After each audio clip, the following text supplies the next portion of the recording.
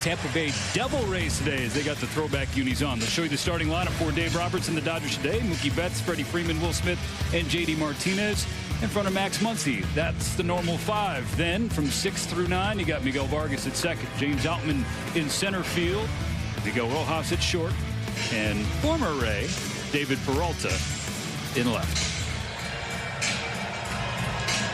Here's Jalen Beeks, deemed the opener today for Kevin Cash. Came to the Rays in the summer of 2018 in the Nathan Eovaldi deal. Had Tommy John surgery between then and now. But, he gets the ball first. They're going to have some adjustments today. They're starting with a lefty that can almost touch 95, 96. Got a really good changeup, and then they will be moving after this opener here.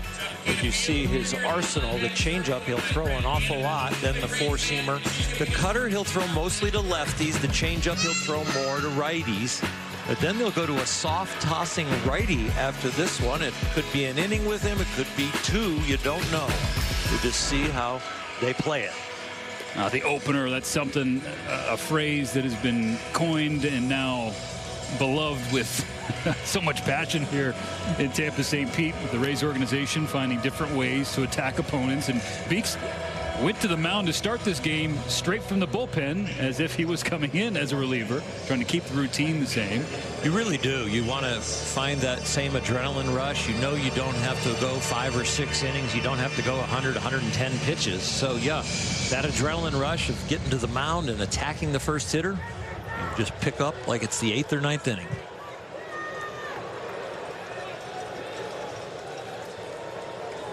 Mookie Betts in his 12-game on-base streak will step into the batter's box to lead off the game for the Dodgers. Right now, discussion between Emil Jimenez, the home plate umpire, and Christian Bethancourt. There might have been an issue with the pitch clock, and now they're arguing over who the infraction might be over, or are we going to just start fresh? Yeah.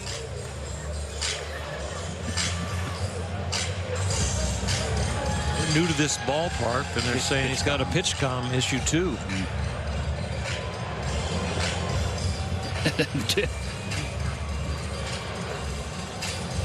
I think what happened was Taylor Walls gave his to Jalen Beeks, and Walls will test out the replacement just to build the suspense and anticipation for this heavyweight bout between the Dodgers and the Rays. First pitch high. We're playing ball at the Trop. 3 games here this weekend for the Dodgers.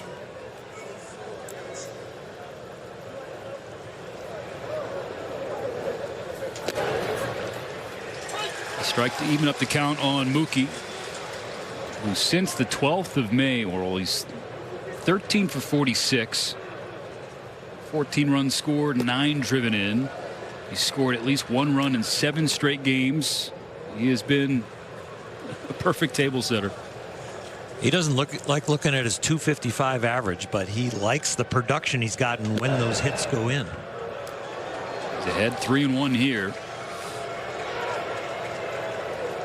No matter the location of this pitch, if he's hitting it for power, it's probably the pull side.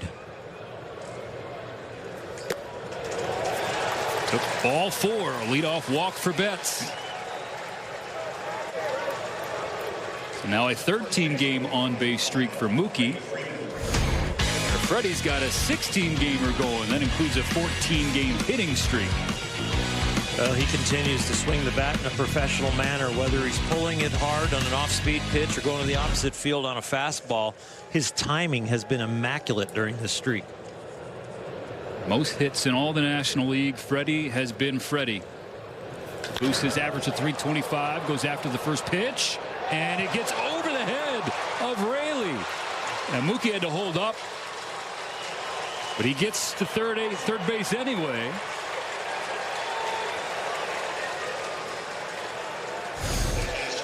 This line drive is struck very well. It's got some top spin. He gets the upper half of this ball, and it looks like the spin is going to bring it down and make it catchable, but still pretty poor route. Not one step was really at full speed, especially when he figured out that he needed to go back. He just kind of wandered back instead of sprinting.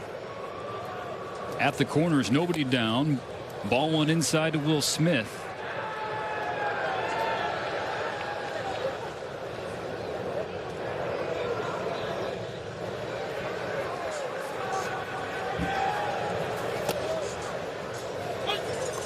Called a strike. In and down. Will looking around being like, wait, what? The ball was way in. The crossfire action is about the only thing that could make it a strike. And he serves one through the right side. That scores Betts. The Dodgers in front. We're starting to see this an awful lot from Will, using the opposite field on the ground, and when he goes to left field, it's more in the air. That's a changeup off the end of the bat, and he's got just enough swing and bat to hit a firm ground ball over there. Went away from his personal data. There was no defender there. Just like that, the Dodgers already have as many hits with runners in scoring position today as they did a whole game in the series finale against Atlanta. JD Martinez waves at a strike.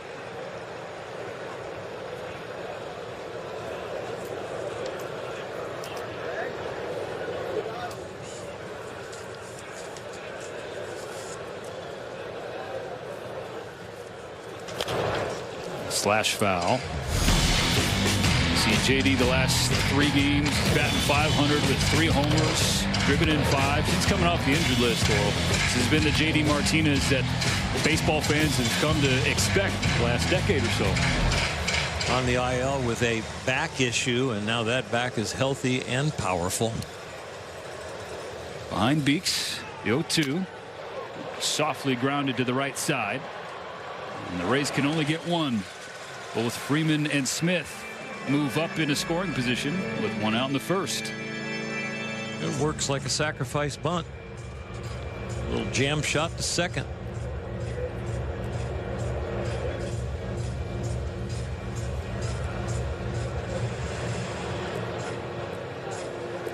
Rarely do you see meetings on the mound in the first inning only giving up 1 run, but here the Rays want to talk strategy already. Really is about, you got a lefty up there that is pretty powerful against left-handers, and then do you feel comfortable wanting to load the bases and face Vargas to decide if you want an intentional walk or not? Positioning defenders from the bench while the mound visit ends. And Kyle Snyder will take the long stroll back to the Tampa Bay dugout.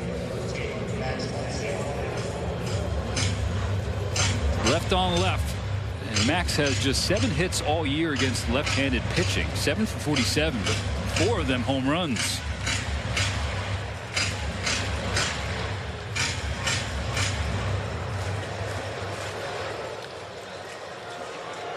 He had a furious pregame batting practice.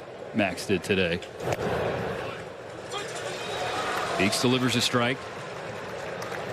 Really? He made a lot of fans happy in the right field bleachers, Max. He's hoping to get one through the infield or over the wall. And field in.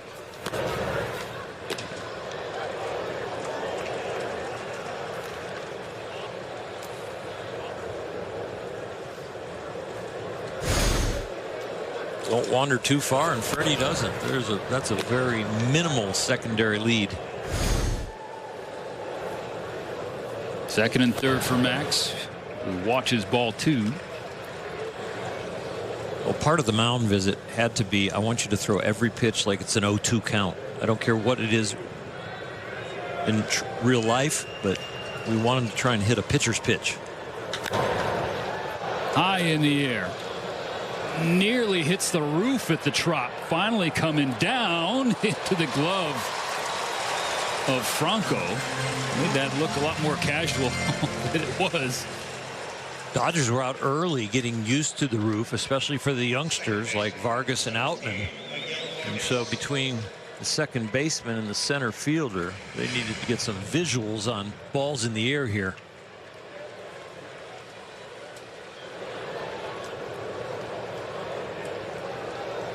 So neither Freddie Freeman or Will Smith, excuse me, could advance in the play.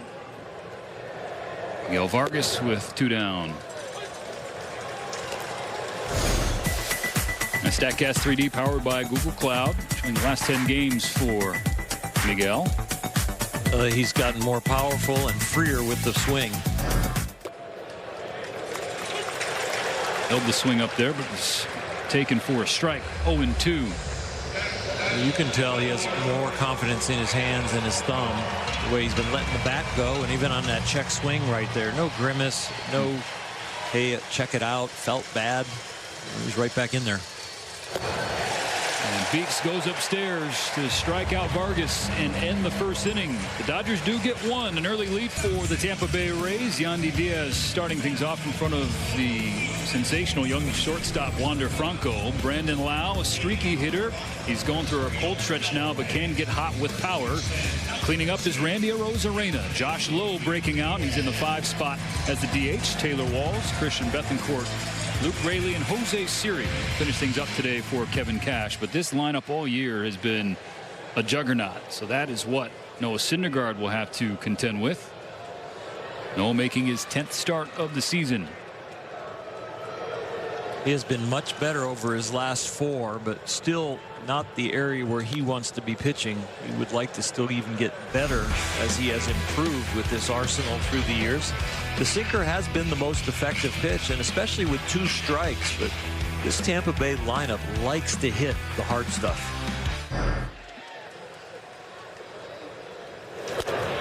Ball 1 on Yandy Diaz, who seeing his first action since Monday's been out with a family issue.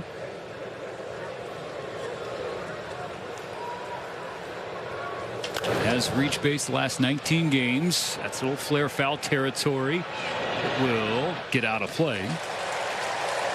It's a long strike. 1-2.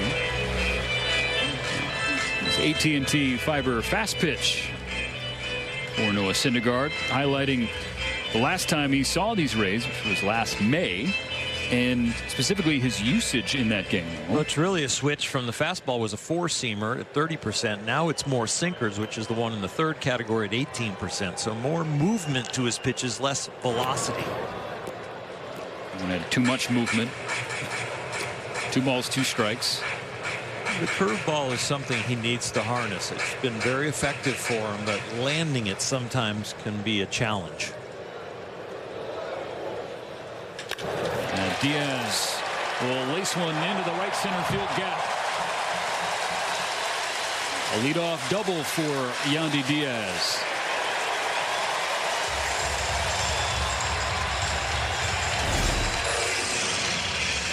Mookie Betts started the Dodger offense with a walk.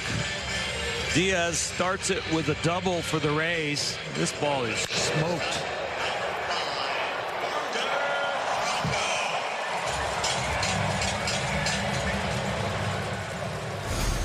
Quickly into scoring position for Franco, who already in his young career has faced Syndergaard 3 times. He's 2 for 3 with a double. Jumps out of the way of ball 1. 24 extra base hits so far this year, for 4th most in the American League. Using a more patient approach this season. Little tapper right side. Syndergaard beyond his reach, but he'll cover the bag at first. And they make the play for the first out. Diaz does advance to 3rd. Fans don't like the call, but it's hard to see from far away when the foot is over the bag or is it on the bag. The Rays look like they want to challenge this call. Noah gets about halfway to first base and hesitates with his glove. You see him reach out and go, I don't know if I can get that with some effort. I better get to the bag. And then Tampa Bay's challenging the out call at first base. The challenge comes from the replay. Nope. And that one looks, wow. Wow. Call on the field is out. Is there enough to overturn it? Well, Franco has tremendous speed.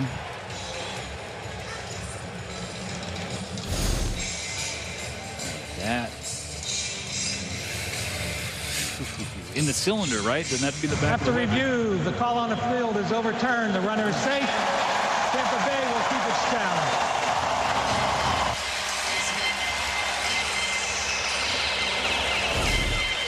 So a successful challenge for Kevin Cash.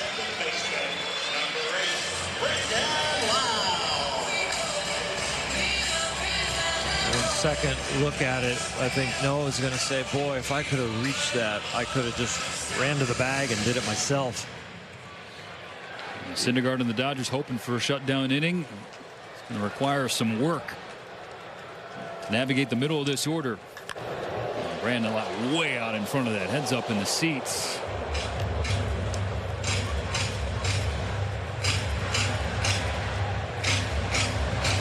Lau in a bit of a prolonged slump for Tampa Bay. Since the 28th of April, he's 11 for 75. That's a 147 clip. 22 strikeouts, 11 hits. Grounded to second. And Vargas hesitated on coming home for Diaz. He's just going to go to first. The Rays have tied the game.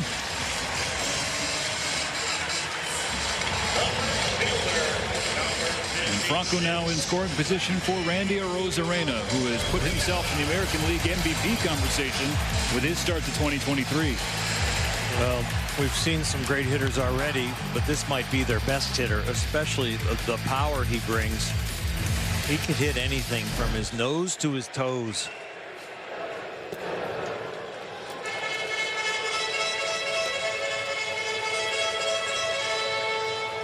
That average is up almost 50 points from last year, and that was a good year, and the OPS is almost 1,000. Syndergaard will look back at Franco. He's keeping him honest. Vargas wasn't anywhere close to the bag.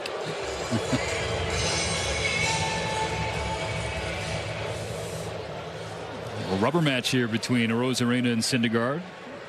First two meetings, one home run, one strikeout. Now 1-1 here. We've seen Noah have rough starts like this and then settle in. 1-1. Get up. Miguel Rojas will snatch out number 2.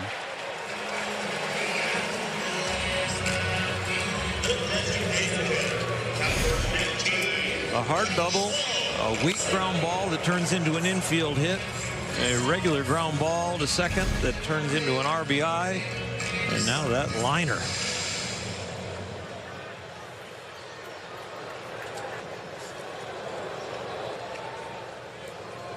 With 2 out, here's Josh Lowe. He's after the first pitch, dumps it into center. Green light for Franco. The Rays jump in front.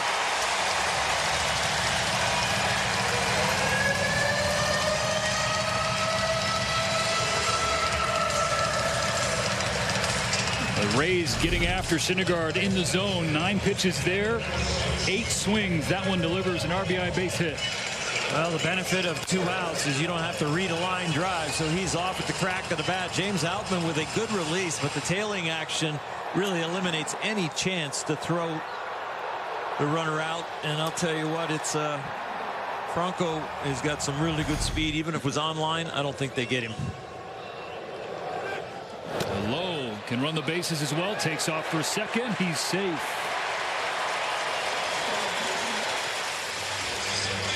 Franco was off for a stolen base, but the ground ball to second when we looked at Lau. And now the Rays, who stole 7 bases in their last game, they're off to the races again. That's Lowe's 10th of the year. The Rays lead Major League Baseball now with 63 stolen bases. Opponents 13 for 14 against Syndergaard this year.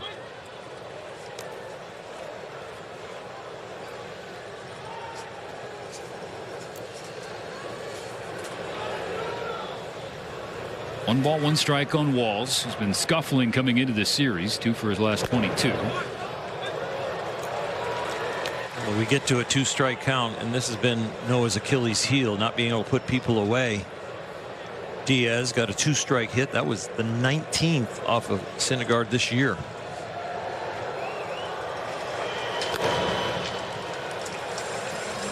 Touch upstairs. 2 balls, 2 strikes.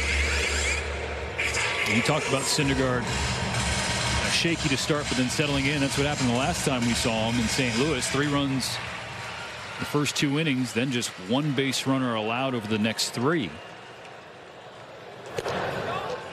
Ooh, squeezed. Will Smith remembering the call when he had the bat in his hand. Now he has the glove in his hand. He thinks this should be a strike, I'm sure.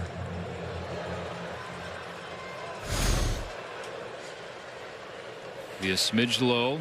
That'll bring about this 3-2 pitch from Syndergaard. Grounded to Freeman. Freddie will take it himself. The Rays put up a crooked number. Jump back in front. 2-1 after 1. MLB Ballpark app today. Tampa Bay 2, the Dodgers 1. Let's begin the second inning. There is Cooper Criswell, scheduled to be the bulk pitcher for Tampa Bay after Jalen Beeks was done opening things. We'll get a second inning of work to start. Will Beeks. 2 lefties at the bottom of the order for the Dodgers. James Outman, Miguel Rojas, and then David Peralta. Strike to Outman. He's trying to work his way out of the rookie year slump, Oral. StatCast 3D showing you this hot and cold zone. Right now, and you can see the blue across the top, and that's where the league has found a hole. Looking to make some adjustments on that. It seems like the swing is a little slower as far as the bat speed when it's at the top of the zone, but if he gets to drop the head of the bat and use the weight and gravity, he has a very quick bat.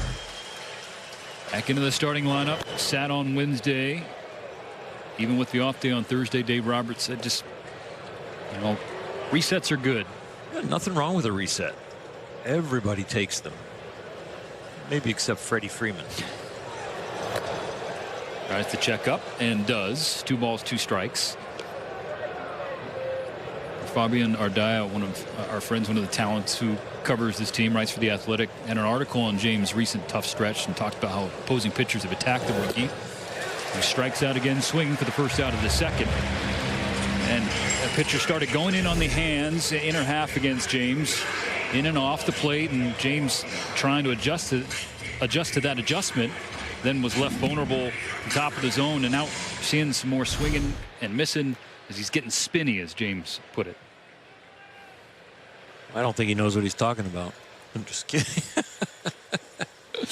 I hate to give away the secrets of how to get our hitters out. What a play by Walls at third base. The throw is up the line, but the tag is applied to Rojas. Walls just took one away from Miggy Rowe. Well, the throw being offline is forgiven because the range is outstanding right here. 2.5 steps and a dive to his feet in a hurry.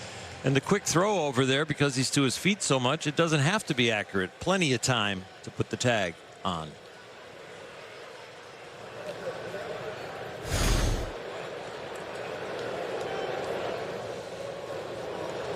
Two down. David Peralta back in Tampa. St. Pete was traded to the Rays last July by the Diamondbacks. Played 47 games for the Rays.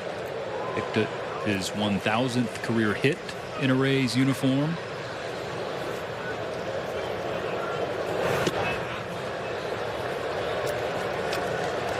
He's been on a good track this May. Well, he really has. He hit with a lot of hard luck at the beginning of the year, the first month or so. But in May here, hitting it hard still and finding some holes. And sometimes he didn't need to find holes. He's been hitting so hard in the gap or over the wall. Just like Jason Hayward told us earlier in the season, had to learn to take some off. Yeah.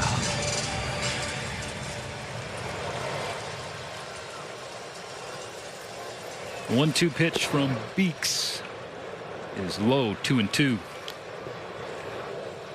Threw a left-on-left changeup to Outman to get him out. They just wanted it down, but it kind of wandered inside. Another 2-2. All 3 outside. You're missing a few spots here to David.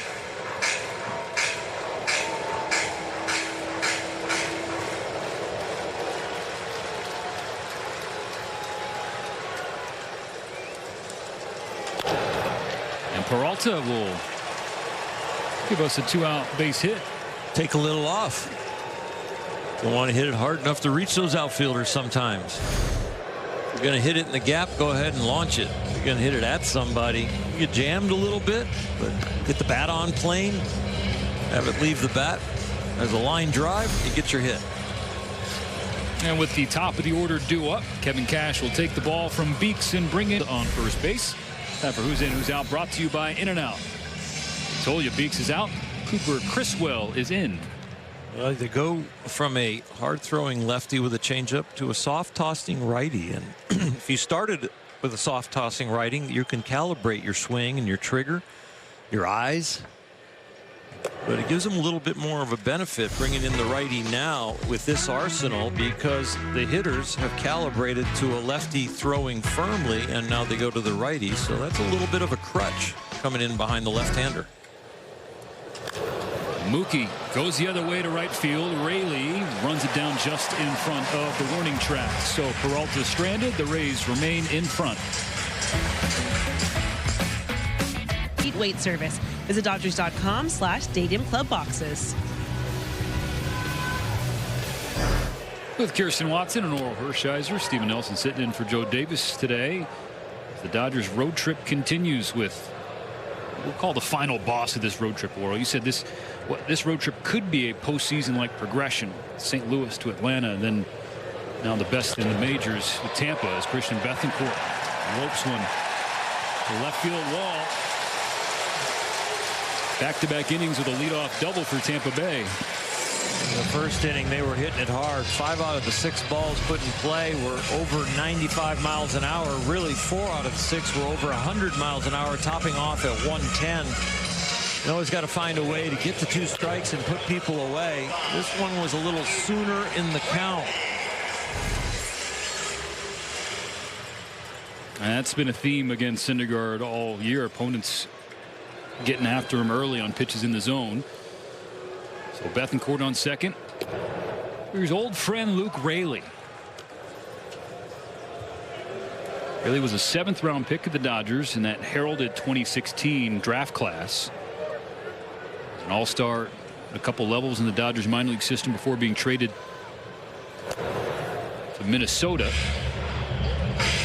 The Brian Dozier deal at the deadline in 2018, then came back to LA in February of 2020. Fans may remember that 3-team deal because it brought Mookie Betts and Brusdar Graterol along with David Price to the Dodgers.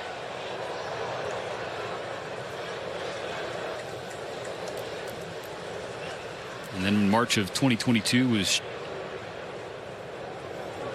traded again, this time Tampa Bay Rays for Tanner Dotson, who's now in Tulsa.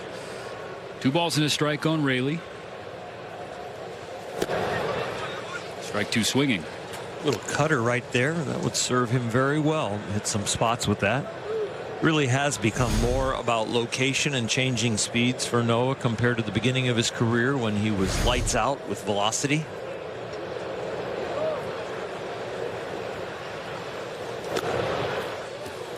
Curveball that just didn't creep and fall down out of the sky into the strike zone.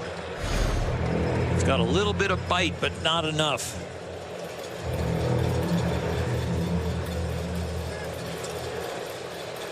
Fills up the count.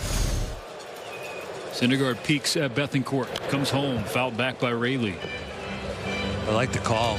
Come right back with the curveball because you miss so close. You've got the feel for it, and it's an easy adjustment when it's that minuscule.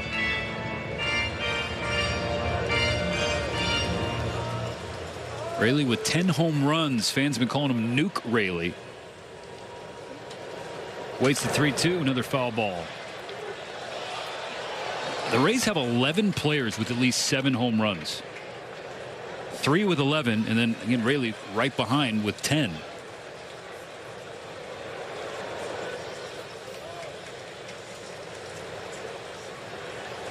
The 8th pitch from Syndergaard coming up to Raley. The tails down and in, ball 4. With the first 2 reach here in the second. Fans, you know that if Noah Syndergaard and the Dodgers pitching staff strike out 10 hitters, then everyone gets a free Jumbo Jack tomorrow. In the LA area, with the purchase of a large beverage, you get a free Jumbo Jack.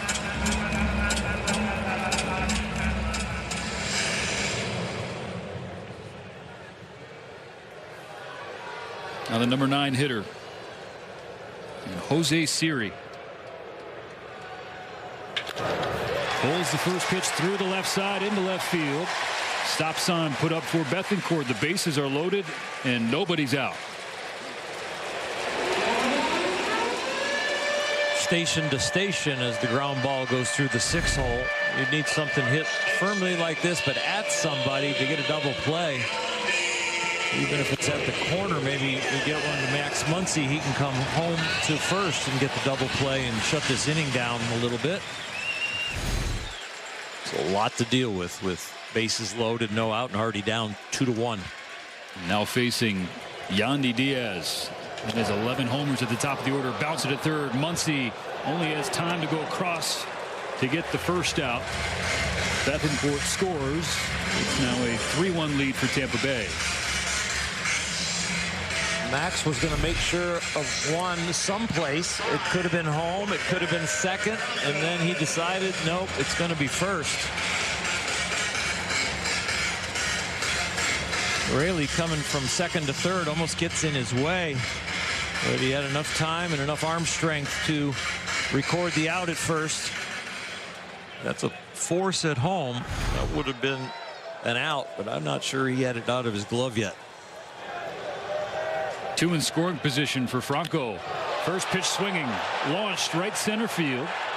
Betts feeling for the wall, has it on the warning track. Tagging up is Raley and Siri. One scores, the other moves up to third. The 3-run game.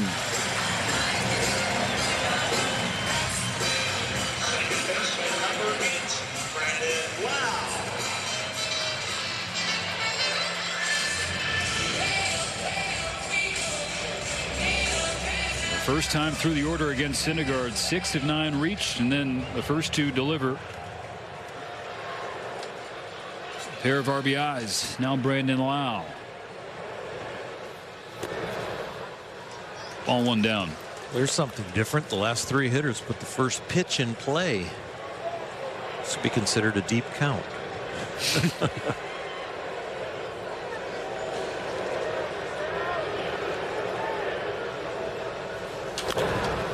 Slash foul. 1 ball 1 strike on Lau.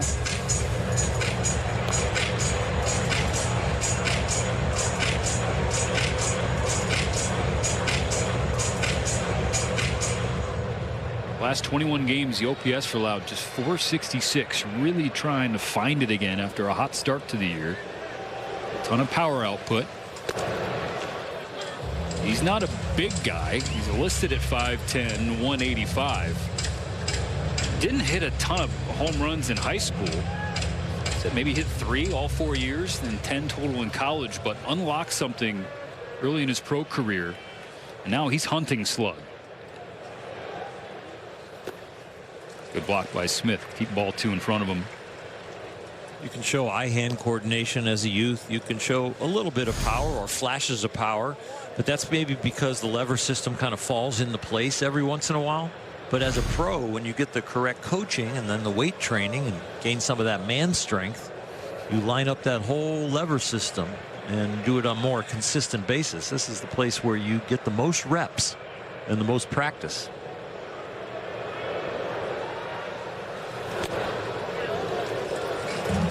Just inside. Full count now. Speedy Siri on third base, and you don't want to get caught sleeping with Siri there. He will take off for home if he sees an opportunity. He's got that kind of speed. The 3-2. Called strike 3. Lau didn't like it. Syndergaard will take it. It ends the second. The Rays extended the lead. Tropicana Field, St. Petersburg, Florida. 3-game series between a couple of titans in Major League Baseball, the Rays and the Dodgers. Tampa Bay leading 4-1 as Freddie Freeman leads off the top of the third.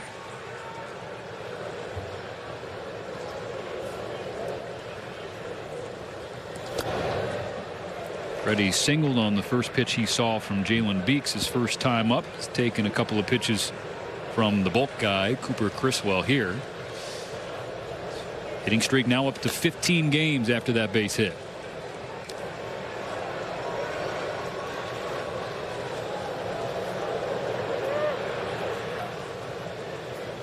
The 3-0. Freddie wasn't swinging.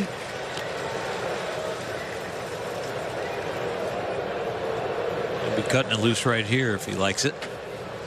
Put him in the keyhole. The leadoff walk for Freddie. And now a word from Morongo. Thanks for voting Morongo the best casino resort in the Southland.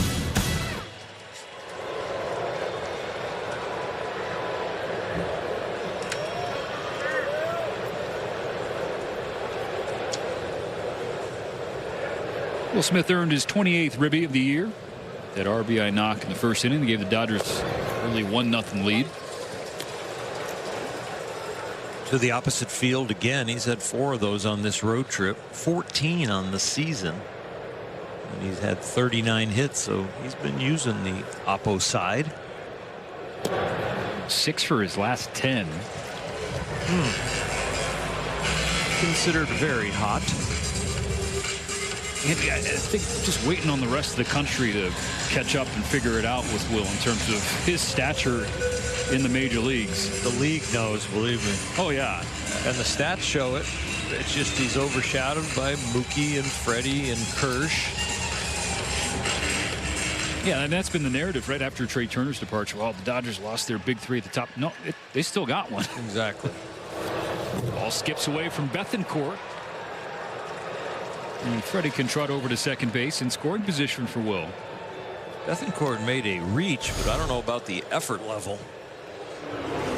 And it drives people crazy that are old school to watch these catchers be down on one knee calling a breaking ball with a man on. You get that ball if you're up on your toes and both knees are up. Fouled away. Smith staying alive.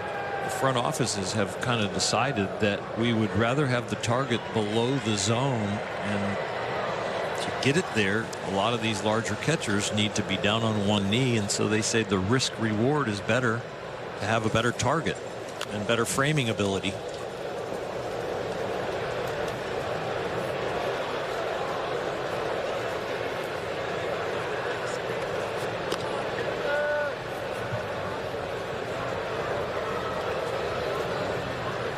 Right now the Rays are learning just how difficult it is to face Will Smith with 2 strikes. Another 1-2 pitch. This time Bethancourt does get over to keep it in front of him. That was something a little firmer and straighter. The other one starts wide and then continues to break. This one comes back to him with the 2-seam action.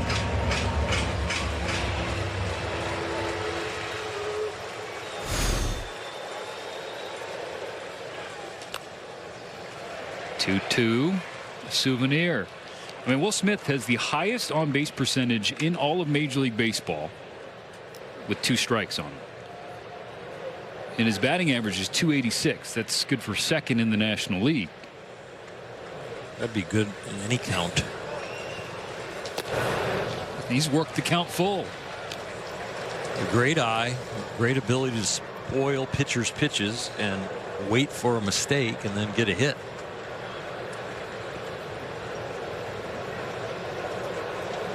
A lot of stakes for Will the last couple of years. Spins out of the way, a ball 4. Outstanding at bat. This ball starts to creep back to the plate. He kind of leaned into it to maybe it could glance off him and have a hit by pitch, but instead he gets ball 4. First 2 on. JD Martinez now. JD lifts the first pitch into left field. Dino Ebel is going to send Freddie. There won't be a play. The Dodgers within 2.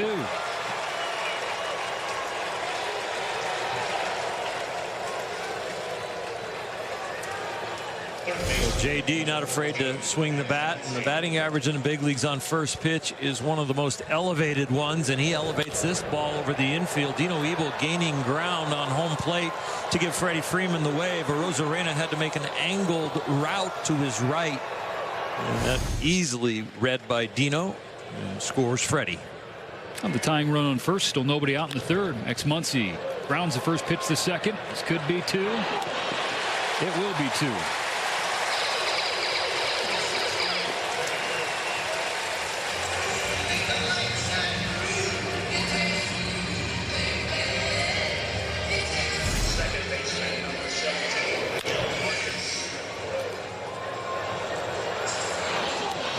hard way to turn 2, but they got it done.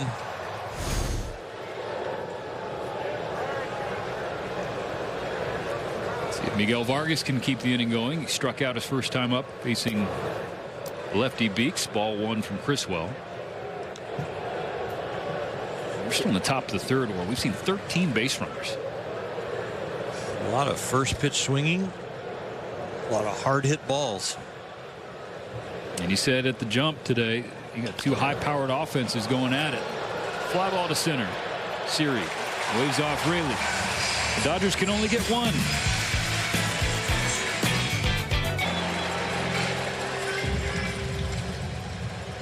Rays 4, Dodgers 2, bottom 3. Cleanup batter Randy Arozarena start off against Noah Syndergaard. First pitch ball. So the first 2 innings, Oral, Syndergaard's thrown 6 of 12 first pitch strikes. And each of those cases resulted in a Rays swing. And a Ray has swung at 10 of 12 of the first strikes thrown by Syndergaard. What does that tell you? Yeah, 10 of 13 now. That breaking ball was taken, but he throws a lot of strikes.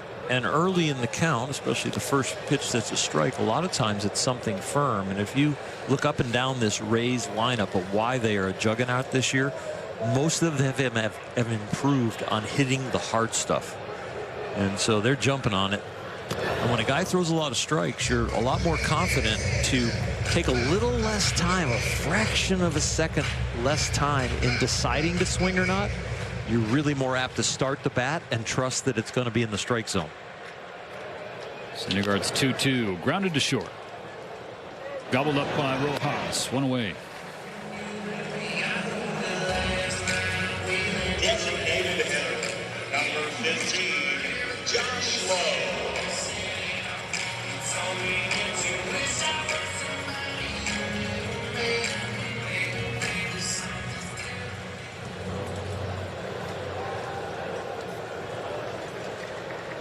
Josh Lowe gave the Rays the lead with an RBI base hit in the first inning, made it a 2-1 game.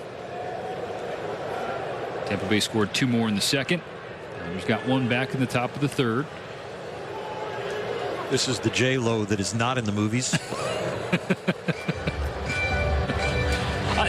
Josh Lowe could be one day. He's got that look. You never know, but he's got a lot of catching up to do if he goes into that career. No doubt.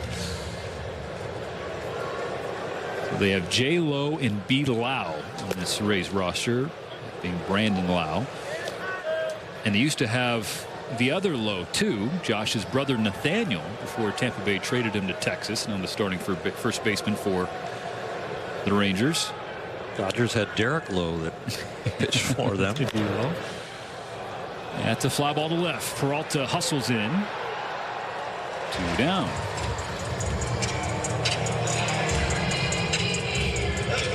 You have a favorite J-Lo movie? I mean, you brought it up. Do I have one? That's not. That wasn't out of my brain. That was out of the truck. Oh, now you're gonna pass off. Okay.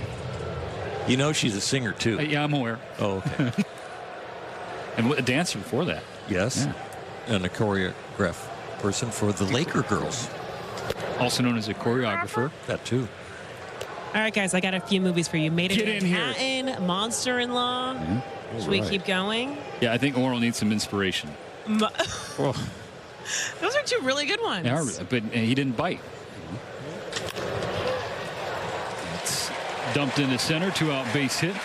Tomorrow's game's 4 o'clock local time, 1 o'clock back in L.A., so I'll have time after that game to watch some J-Lo movies. Right there. That swing is off the end of the bat. We saw with David Peralta, he got jammed inside the barrel to leave it short of a center fielder and get a hit. Well, that one is outside the barrel on the end.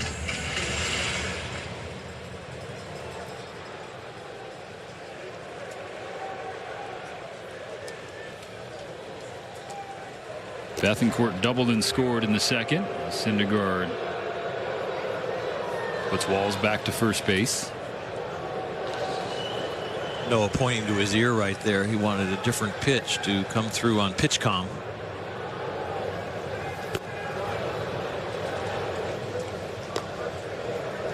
You don't have to wait to come set or look into the catcher now to get the signal. You can be digging out the dirt in front of the rubber, getting your stance, checking the runner, and you can hear the catcher what he wants. Walls leaves for second. Will Smith will throw. And Walls is called safe. Well, you know the speed of your runner, and you know the basic jump. You know the pop times of catchers, and you know the speed at which the pitcher can deliver the ball to home after his first movement. If that equation is out of whack and in the runner's favor, it's off to the races. Stolen base number 12 for Walls. He is operating at a 100% success rate on the base pass. Now in scoring position for Bethancourt. Walls dancing with Noah. Takes off for third. And he's got it. 13 for 13 now is Walls. Well, 100% success rate is one thing from first to second. When you start interjecting some attempts to third base, that is quite a ratio. And he proved that he wanted to go. The type of lead and extending his lead, going back to second, bopping back and forth. He was saying, I want to run. And then Bethancourt pulls one through the left side. As Walls scores, it's back to a 3-run lead for Tampa Bay. These Rays stole 7 bases in their last game against Toronto, and tonight they already have 3, and we're not finished the third inning. Didn't need the attempt to third. Probably would have scored on that ball from second. But that one found the hole and easily plates the run.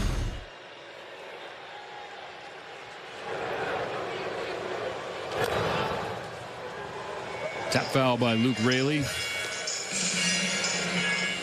Walls wreak havoc on Syndergaard. And predictably, Dave Roberts was asked about that before the game, just knowing how much of a threat Tampa Bay is as a unit and running, and how much that's a part of every opponent's game plan when facing Noah.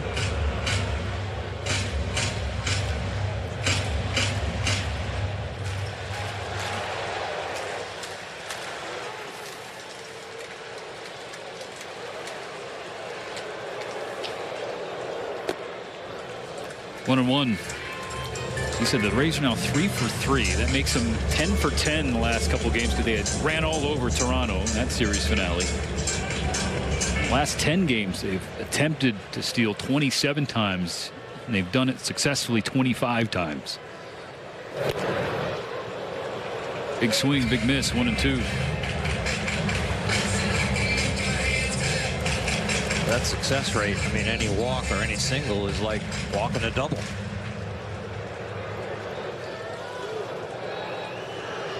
Again, it's not just that speed, too. You got a huge slug. Raley. Peralta will snag it in left. That sinking liner found the glove of the X-ray. Now the look, DP's been playing the heck out of left field this year. 5-2 Tampa.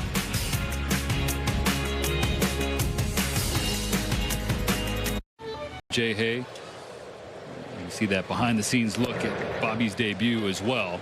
But with Freddie and Jason, I mean, they were kids in Atlanta now. They're dads and to each other's kids. You know, one's Uncle Jay, the other one's Uncle Free. It's a special bond. And teammates again here with the Dodgers. It's Uncle Free, really? Oh, that's cool. That's what Jay told me. I like that. Dodgers chasing 3 in the top of the 4th inning with the. I guess when you make this much money, it's Uncle Free. When you're with Uncle, things are free. Yeah. I got this. 7, 8, and 9 due up for the Dodgers. 2 balls, 2 strikes on James Outman. James needs a hit. He needs at least to have a good at bat, competitive at bat, hit something hard. Struck out his first time up. Criswell lost ball 3 there. You take the break, you get the off day and the off day, even though the team was playing in the first off day, and you kind of get that reset, but you want to feel like it worked. Here's a leadoff walk for James. Got to walk before you hit. You got to get a strike.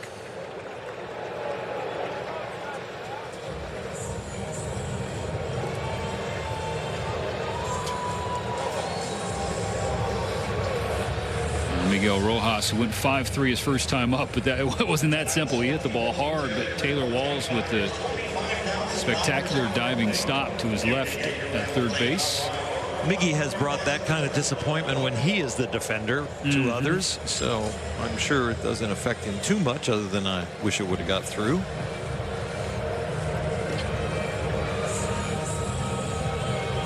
Now the highly respected pitching coach Kyle Snyder talking with Chris Well. 26-year-old righty from Carrollton, Georgia. Played at UNC Chapel Hill. So he went to Carrollton High School in Georgia, the same place his father attended as a student, then later spent 3 decades as a highly decorated basketball coach. But before he became coach Criswell, his dad played 5 minor league seasons, including some in the Dodgers organization. 5 years total between his time with the Dodgers and the Braves. He pitched for the Dodgers and he caught for Atlanta.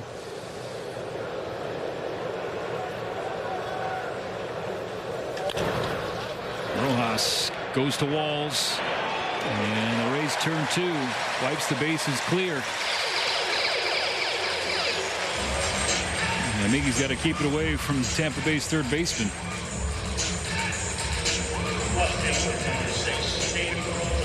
It's what's considered a good visit in the pitching coach fraternity.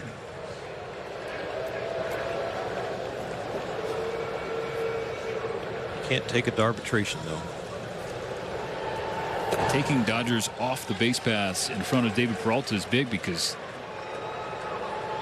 that's where he's done some decent damage this year. He really has. He's been one of the reasons, he and James Outman and Jason Hayward and Miguel Vargas now swinging the bat better, that has really lengthened this Dodger lineup and smoothed out the all or nothing type lineup they had in the first 26 games. The power's been there all year, but when they were fluctuating between scoring 10 to 13 and then having a 0-1 or 2, all of a sudden the reason it's smoothed out to 5+ most of the time has been the bottom of the order. Peralta strikes out swinging, so it results in a 1-2-3-4. Second, and with his 100% success rate, even with 2 outs, steals third, and that leads to a ground ball in the hole, hit hard, that scores the run.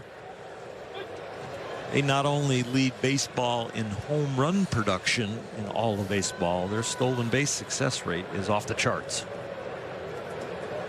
37-15.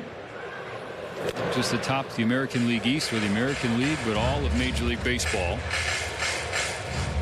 And here we have, for the first time since the 2020 World Series, the Dodgers and Rays playing a baseball game. 5-2 Tampa Bay. And you look at these two organizations, certainly different ends of the coverage and payroll spectrums. Siri, also another one away. It's 0-2. But in terms of winning, I mean, since the beginning of 2020, these are the teams with the 2 most wins in the big leagues. The Dodgers 1, the Rays 2. Yeah, the Rays with a payroll around $75 million, which is 3rd lowest in baseball this year. Only Oakland and Baltimore are lower. Baltimore's doing a number with their low payroll so far, but Oakland is a complete mess. Yes, a total mess. Total mess, and the vote for them to be moving to Vegas comes up in the middle of June. Pulled to short. Rojas bouncing throw, and he is safe. Siri with speed. And he highlighted that earlier and used it to leg out a leadoff knock here in the 4th. Well, we've seen a chopper turn into an infield hit that was between first and Noah Syndergaard. Now this one with Miggy does a nice job charging it. That's all you could do there, but that's just a leg base hit. But guess what? They're going to go to challenge. And LA's challenging the safe Dodgers call are at very first good base. at that. Yeah, I think they're going to join the Rays being 1-for-1 on successful challenges. His foot looked over the bag. Not on it.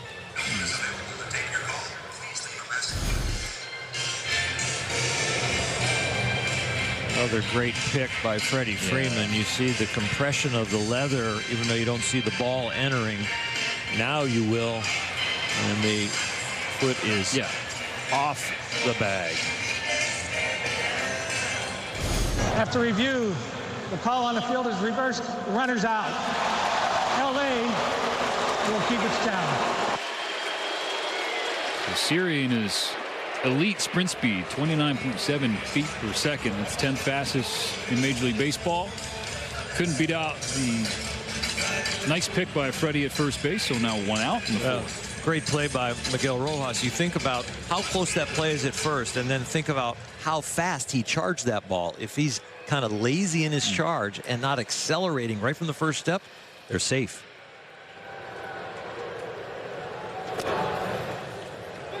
Strike one called on Yandy Diaz, and he's just staring down there to let Emil Jimenez know that he disagreed with it. The low corners have been pretty big. We've seen balls low and a little wide called strikes. Yandy Diaz unleashes, fly ball to left field and gone. They call him Yandy Pythons because he's real strong. His 12th of the year makes it a 6-2 Tampa Bay lead.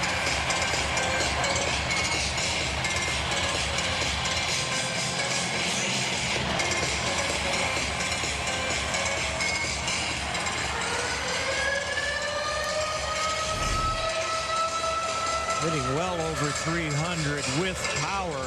This is quite a force at the top of the lineup. We left Atlanta with Acuna Jr. and now we deal with Yandy Diaz.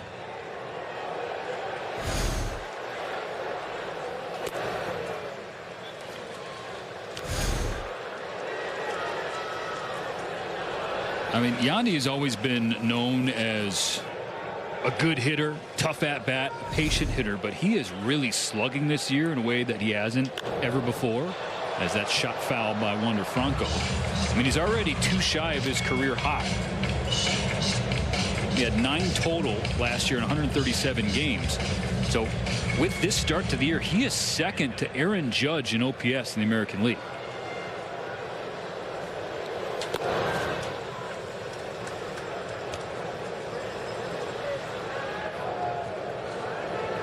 It's so hard as a starting pitcher to come out of your warm-ups and then find your rhythm in the very first inning, and hard as a starting pitcher to come out of your warm-ups and then find your rhythm in the very first inning and face guys like that right away. Fly ball center field. Outman pushed to the track in left center, and he's got it.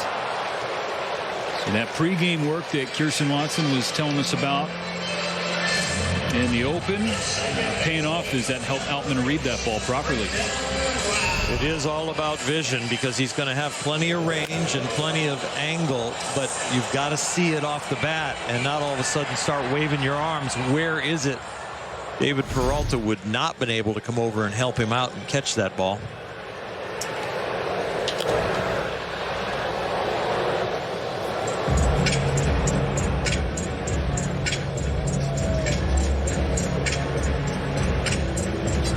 For those of you who haven't seen the Rays play in person or on television like this extended amount of time, you're getting to see the stats and what we have heard about for the first third of the season.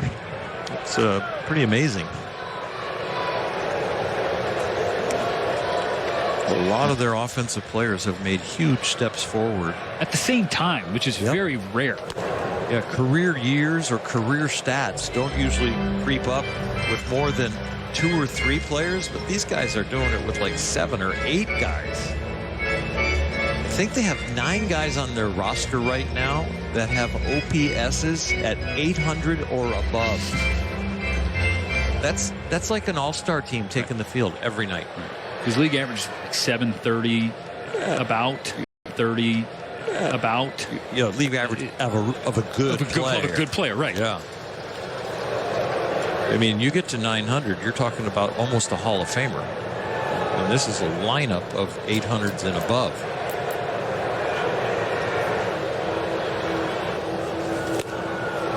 And Syndergaard punches the ticket of Lau for the second time today, but Diaz, in his 12th home run, pushes the lead to 4.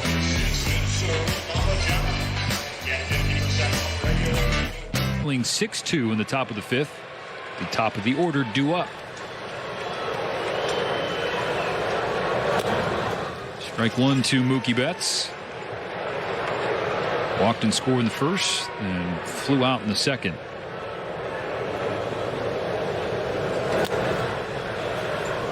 The Rays began the year with the longest winning streak in franchise history. 13 games, 13-0 out the gates.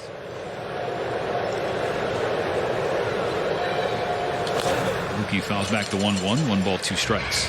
It matched the 82 Braves and the 87 Brewers for the longest unbeaten streak to open a season in the modern era. Only your beloved 1884 St. Louis Maroons had a better start at 20-0 before they lost a game. As Betts is down swinging.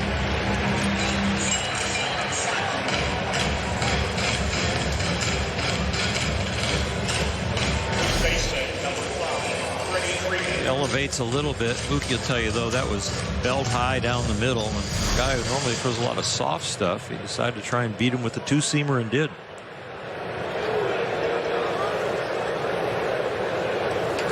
Freddie Freeman, first pitch swinging, as Freddie does, and a hit, as Freddie does another one. He's reached all 3 times. A little bit like the hit that David Peralta got. It's a little cutter that jams him and gets inside the barrel. But again, this one's elevated almost like a pop-up. But because there's very little wood on it, it falls short and gets the hit.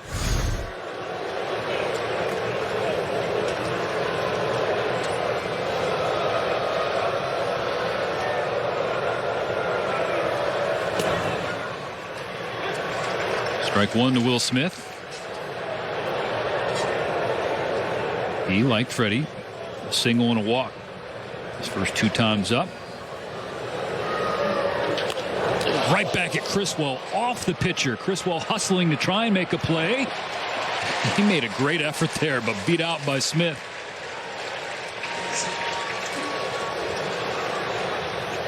Will Smith does everything he can in the batter's box to pull his hands in. Gets a lot of it. And this ball rolls just far enough away that Will Smith's speed is enough. They're going to check on him out there. The thing you think about normally with a starting staff and trying to get to a bullpen, though, this Rays bullpen has struggled. Yeah. And with J.D. Martinez coming up, creep a little closer. Inside the Box Score brought to you by your Lexus dealers. Highlighting J.D. Martinez and this 10-game hitting streak. Average up to 268. OPS at 891.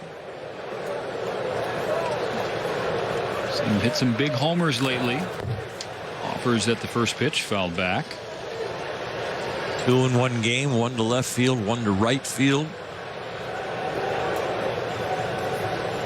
You really know somebody's locked in when they're pulling the ball with success and going to the opposite field in an at-bat after pulling the ball. A lot of guys, when they get pull power and pull happy because they're finding results, they start to forget about the opposite field. But JD using the whole field still. Dodgers down by 4, 1 out in the top of the 5th. Freeman and Smith aboard. Ball 1 to Martinez.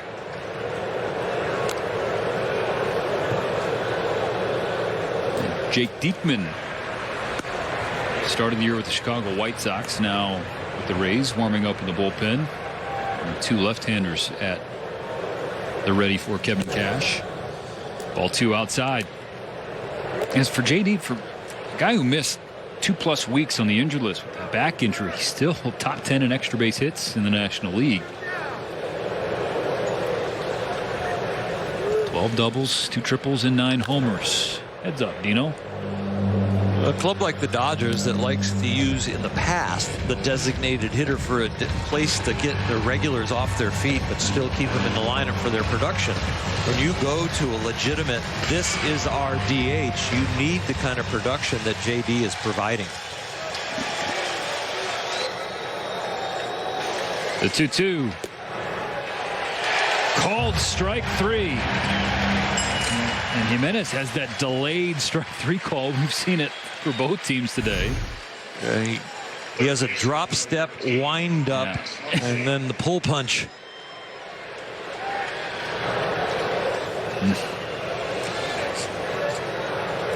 It's a good call.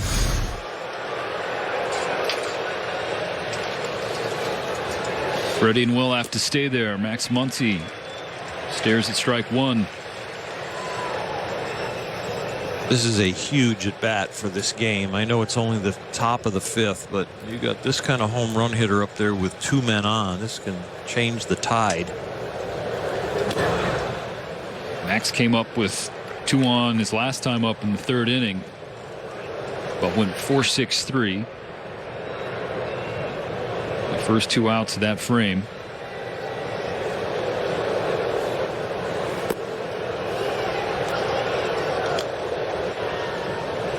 His first at bat, there was a mound visit with a lefty on the mound. They got it done. This at bat, a righty, same situation. 3 balls, 1 strike. We showed you the Dodgers' production with runners in scoring position tonight. 2 for 8. Started 1 for 1. 1 for the last 7. Max come through with 2 strikes. Chris Well, he's ready with it. It's tapped off the plate. We're now full. It was only 84 miles an hour, but they hit the target. They wanted to elevate, and they did.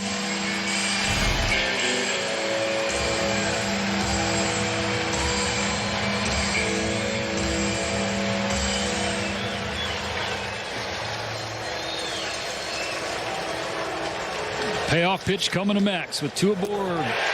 And he strikes out swinging.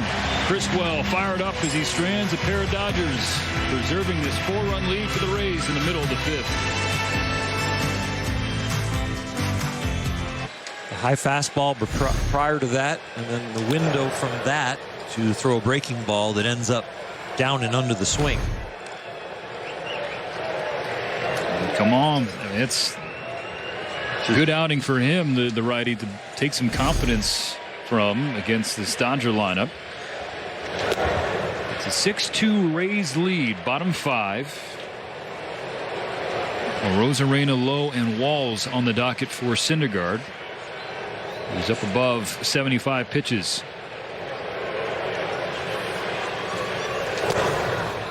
Strike at the top of the zone, 1-2.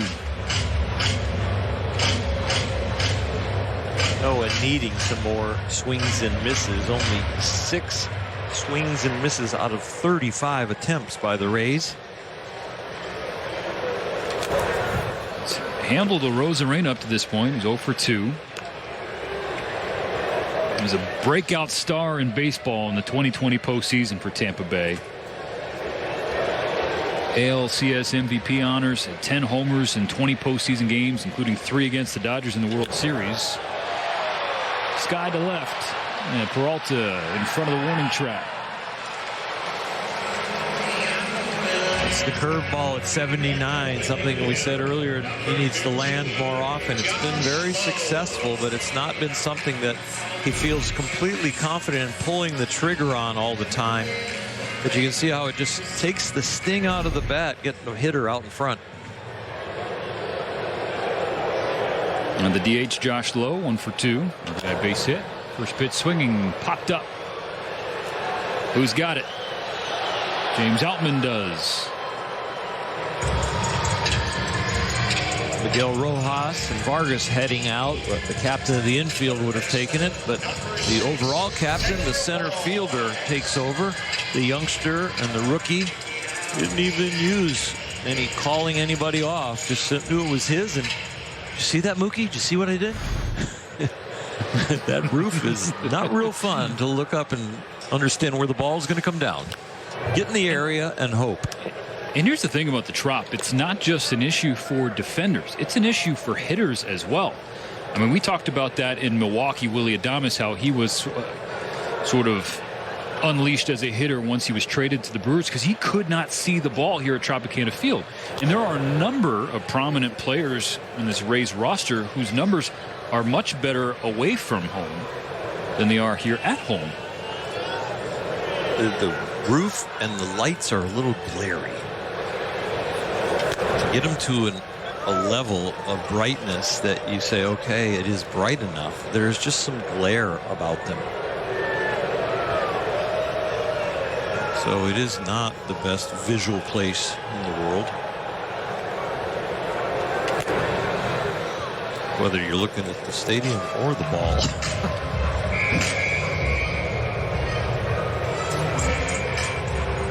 Pretty good crowd expected here this weekend, though. A lot of Dodger fans we can see in front of our broadcast booth as well. This clash of the Titans. That's a strikeout for Syndergaard, a 1-2-3 fifth. The Dodgers still need 4. I'm thinking as Josh Lowe was just up last half inning for the Rays, how Orel didn't jump on Selena for his favorite J-Lo movie. That is a very good one. That's a good answer, Steven. That's a really good answer. Hustlers, nothing. I'll let you two take that. Okay, thanks, Orel. He's Orel. That was Kirsten. I'm Steven. It's a 6-2 game in the top of the 6th. Dodgers trying to rally against the best team in Major League Baseball, the Tampa Bay Rays, in what could be, fans hope, a World Series preview. 6, 7, and 8 for the Dodgers. Cooper Criswell still working. Vargas pokes it into center. Their series waiting.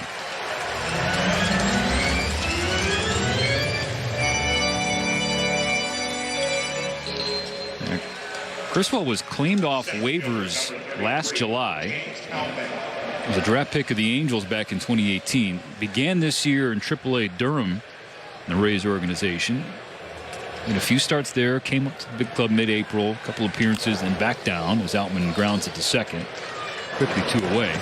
And called up last weekend for a similar situation, being the bulk guy after Jalen Beeks opened the game. And today has been terrific. And this does a lot when it's the first game of a series. If you can get your bulk guy or your starter to go deep, you really protect the bullpen. And the Rays need their bullpen protected right now. It is not the most highly functioning bullpen.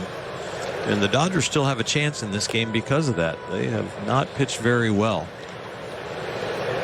It's not that he hasn't had traffic behind him either. The Dodgers have had chances, just haven't been able to get that big breakthrough swing. Well, the same as the last game in Atlanta, where they had 12 hits, which is the most hits in a game for a loss for the Dodgers this year. None with risp like this one with 2 outs and nobody on. Okay. Rojas has his first hit of the evening.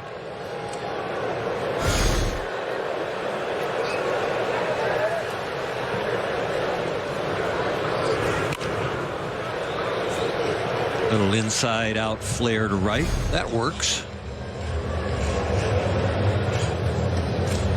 And that'll be it for Cooper Criswell. Kevin Cash gives the righty a pat on the back as he brings in the lefty Jake Diekman.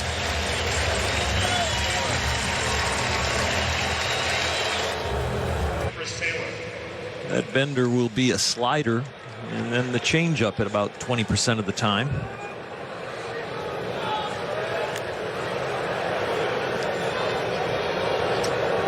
Back-to-back days of work for Diekman, and Chris Taylor is going the wrong way these last couple of weeks. 4 for his last 32. Strike 1 dotted by Diekman.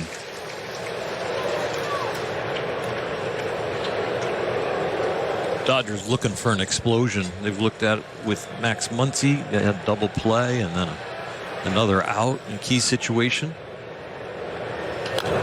Trying to get something done with runners in scoring position or even just a runner on first. That long ball they need. Well, CT can do that. 7 of his 22 hits this season have left the yard. Just 4 hits overall the last 8 games. 11 strikeouts in that span as well. The 0-2 from Diekman. Inside. Bounces out of the glove of Bethancourt.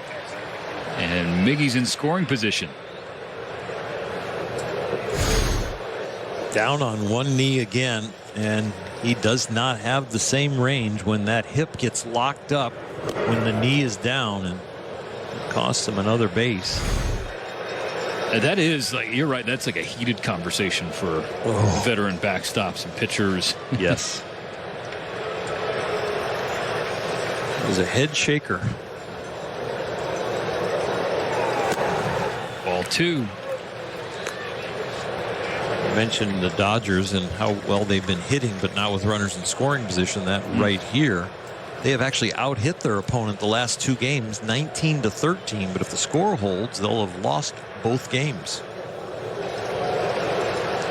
Diekman looks at Rojas, comes home with a 2-2. Taylor lays off. Count is full. Now the Rays have 8 hits tonight. The Dodgers have 7. All 7 have been singles.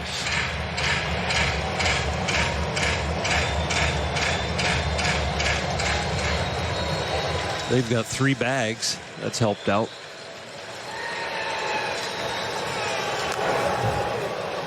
Big rip from Taylor. We'll do another 3-2.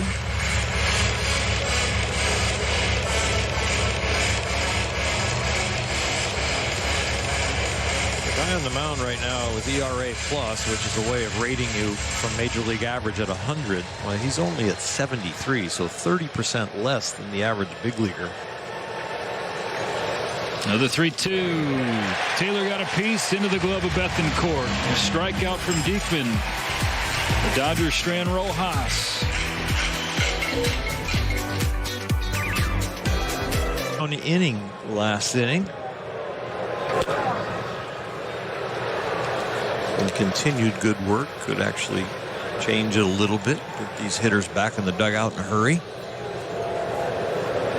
Be extra important if we weren't playing indoors, trying to save your lineup strength.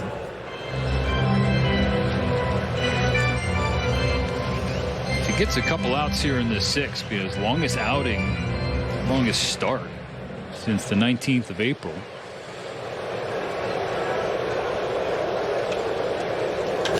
Bethancourt puts one high in the air here at the Trop. One nearly got the catwalk.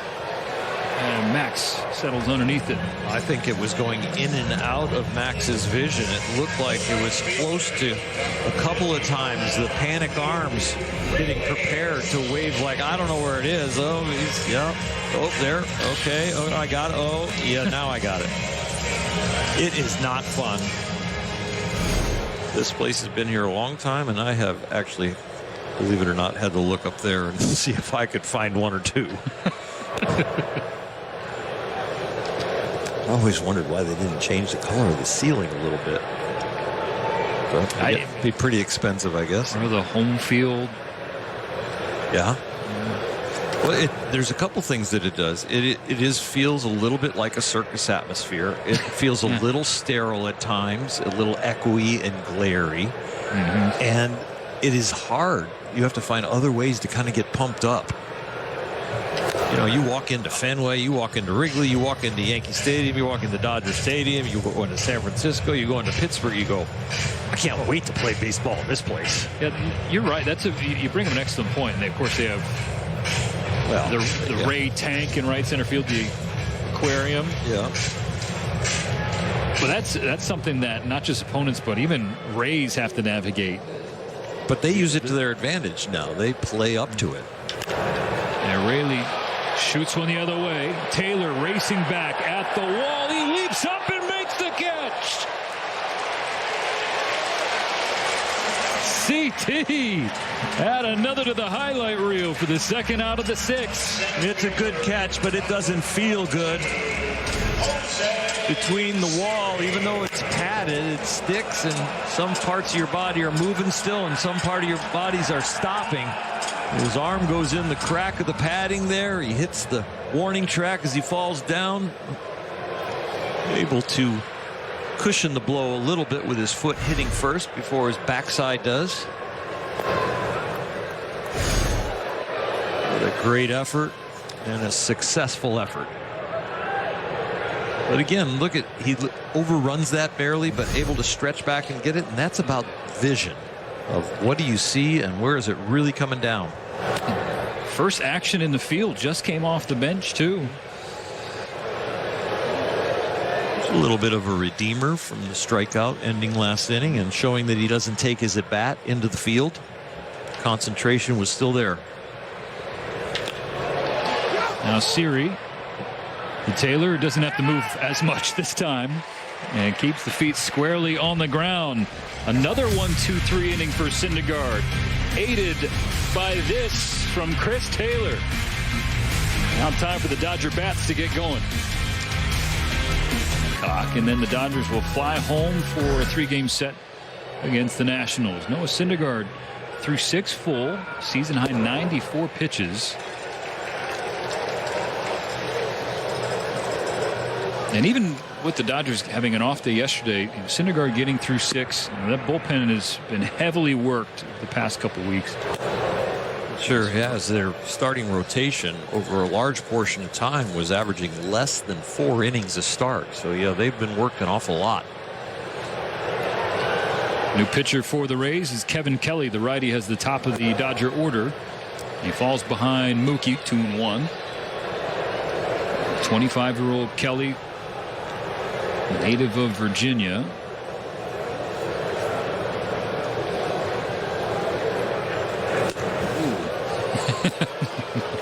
Is that Mookie or MJ getting up on the toes like that?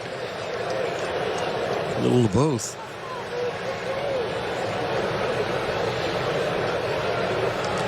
The 3-1.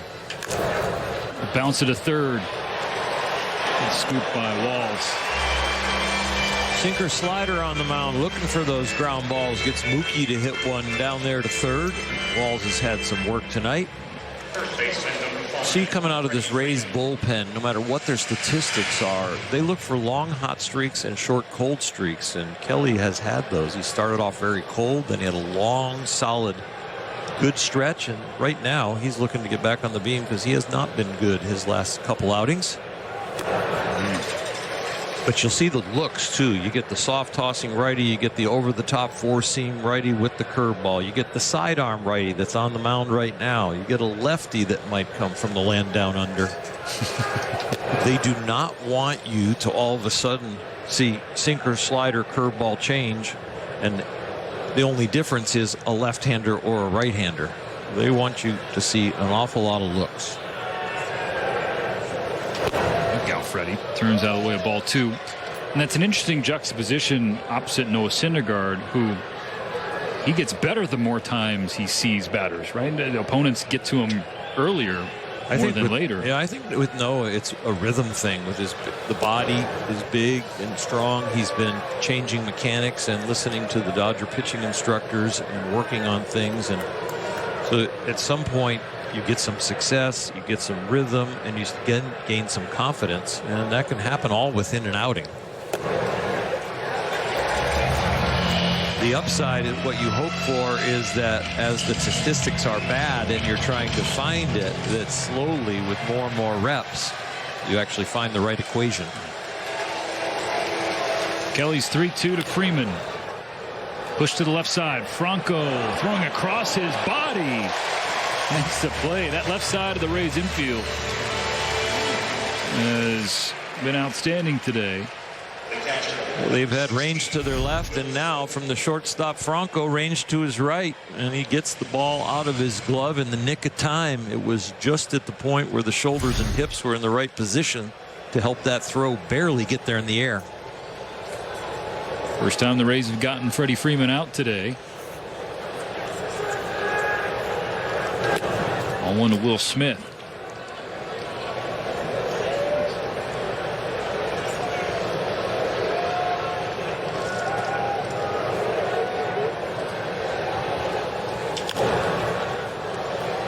He's up in the Rays bullpen. The bullpen's in foul territory here at Tropicana Field. So the 7th of December last year, the start of the day to the end, Kelly was a part of 3 different organizations.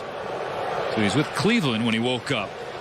And then he was selected by the Rockies in the Rule 5 draft. And then by the end of the day had been traded from the Rockies to the Rays.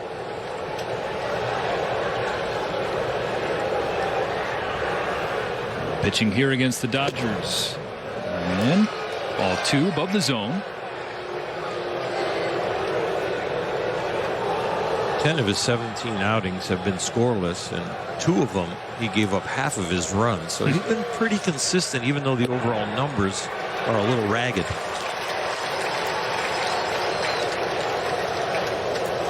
And you mentioned that bullpen since the 30th of April, 7.09 bullpen ERA for the Rays. It's the worst in Major League Baseball. And that hits Will Smith with 2 strikes and 2 out in the 7th. Will take his base the hard way. One of the more painful places to get hit, where there's a little meat, but that's the sensitive way, right in there by your stomach and your ribs. Oh, it hurts and burns at the same time.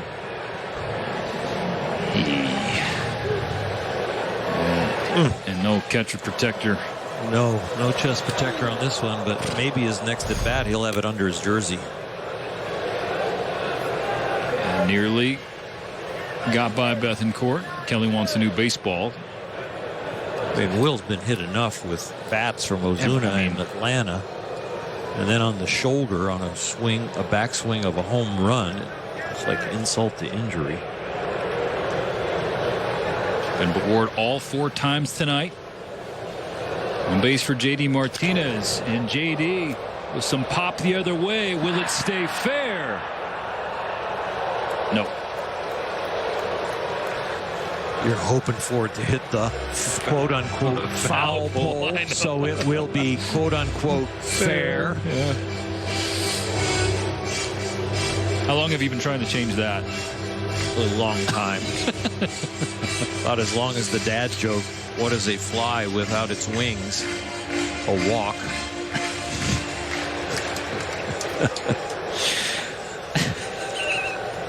Where do forest rangers go to get away? No. Where do forest rangers go to get away? To work. He's heating up. Let's just get the Dodger offense heating up. JD would be the guy. Way he's been going. Will Smith on first. Bounced it into the Dodger dugout, count level. JD a little anger in this bat, I'm sure, because he got locked up on a perfect pitch in his last at bat to get called out on strikes. And he gave it a little grimace and a look at the umpire, but I'm sure when he saw it on the iPad that it was a good call and a great pitch.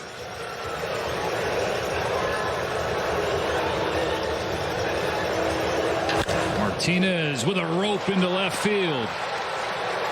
Yes. That is a good piece of hitting. When you have a designated hitter, you want him to be productive, and I think the Dodgers are very comfortable with this man in Dodger blue. That is a great swing. Very calm in the box. Gets his front foot down and explodes into that baseball. Another pitching change coming up for the Rays. The Dodgers have 2 on. Max Muncy due up.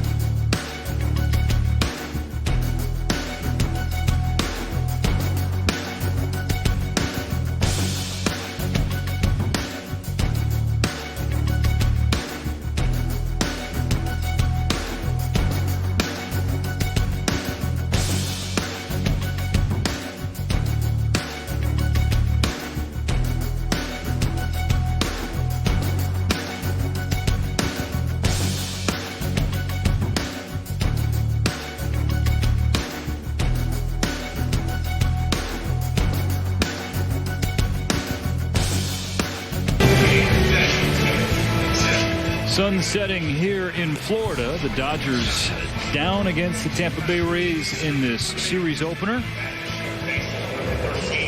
but threatening again. They have 2 on, 2 out. Max Muncy coming up to the plate, so Kevin Cash calls his second lefty, Colin Poche. This is a piece in their bullpen. We talk about lately one of the worst bullpens in baseball. Not this young man at an ERA of 156. Oh, that's wide. Wait, did he actually call it a strike? I think he did. Got very slow Wi-Fi behind the plate. Okay. The 0-1 to Mets. 0-2.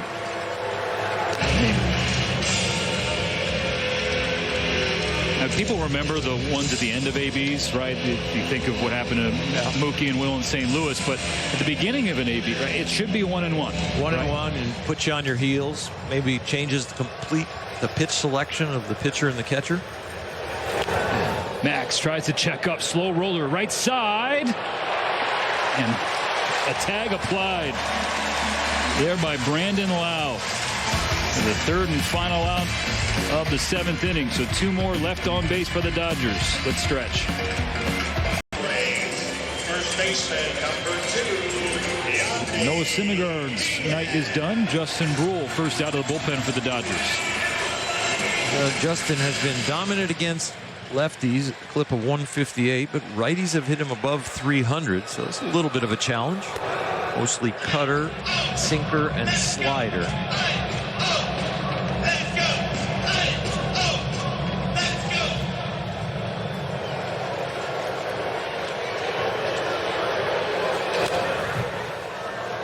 Rays front office loves Yandy Diaz at the top of the order. He's always had a solid hard hit rate in addition to his good eyes, walk rate, doesn't chase a lot. Now he's hitting it even harder, and in the air his launch angle is up nearly double what it was.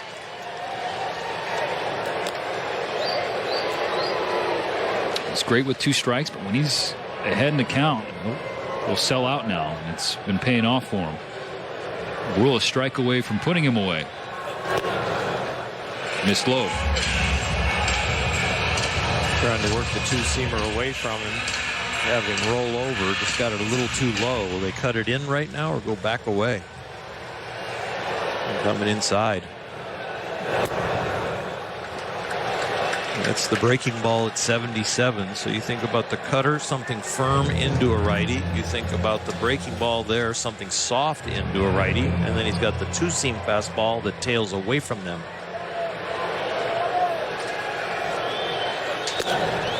And loses Diaz, a leadoff walk in the bottom of the 7th.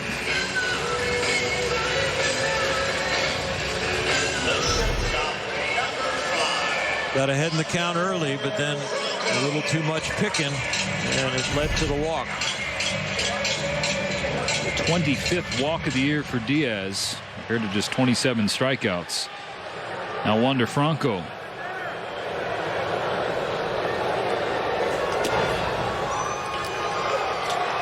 The shortstop, 1 for 2. Infield single. Got that after a successful challenge in the 1st inning. Sacrifice fly in the 2nd, made it 4-1, and flew out to James Outman in the 4th. Now, way back when this game started, the Dodgers scored the first run of the game, 1-0, and then Tampa put 2 on the board in both the 1st and 2nd frames. Dodgers got their 2nd run of the game in the 3rd. Again, no shutdown inning. 1 for Tampa Bay in the 3rd and the 4th. And that's been the scoring.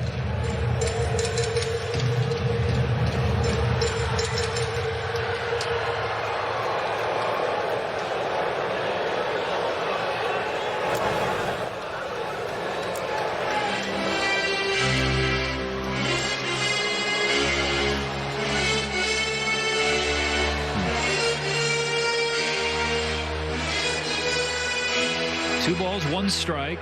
And the 22-year-old from the Dominican Republic. Now 3-1 and a sparkling 70-game rookie season.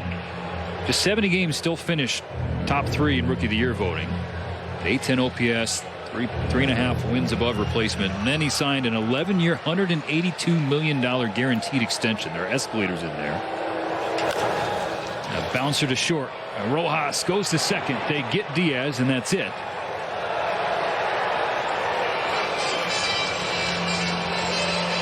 I love the fact that Miggy has a great baseball clock right there. He did not try and make the electric play and throw it right away. He maintains his balance, takes 2.5 steps, and feeds it. He knows that's a 1-out play all the way. Just get the lead runner in a for sure manner.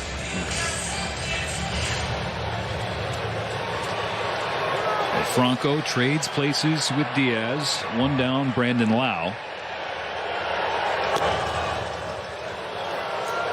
And for Franco, that deal includes a $25 million option for a 12th year, the biggest contract in Rays history and the largest for any player with less than a year of Major League service time.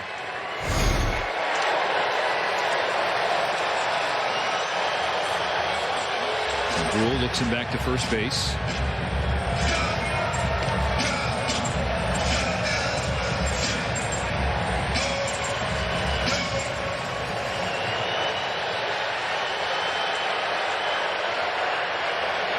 Franco going for second.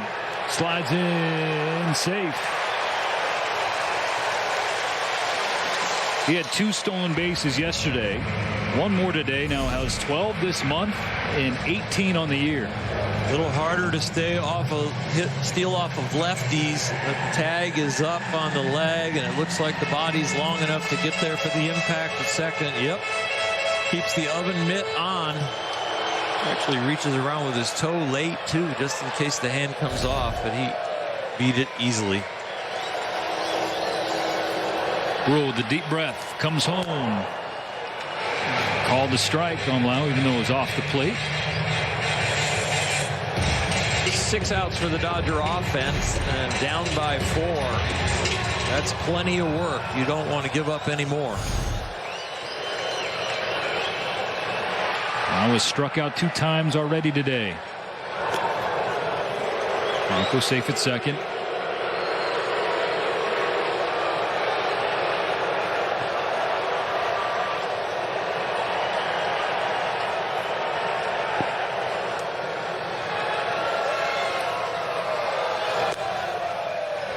Ball 1 from Brule.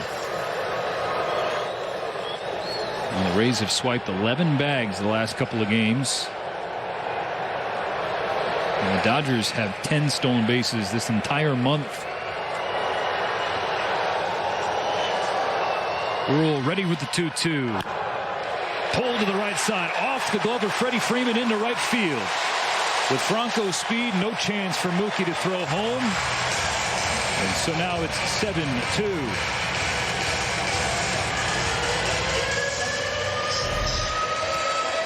Another hard hit ball. They started the game swinging the bat well and hitting a whole bunch of balls over 100 miles an hour. This one is scorched too. Freddie gives it his best effort.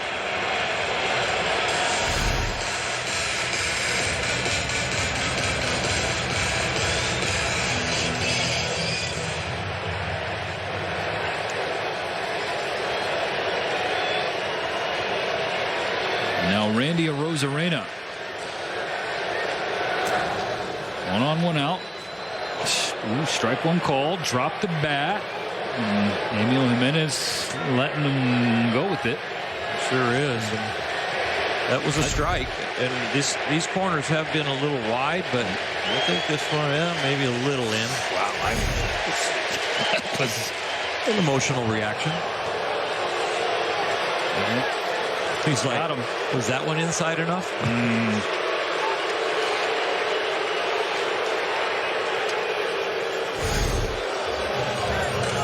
He's just trying to cut it in there, and when you're going inside on a hitter, and especially a powerful one, it's either going to be on the corner for a strike or a ball, and that one just a little overcooked. And then it even worse for the Dodgers, it ricocheted off of Arozarena and then caught Will in a tough spot. Mark Pryor's going to trot out and talk with Justin.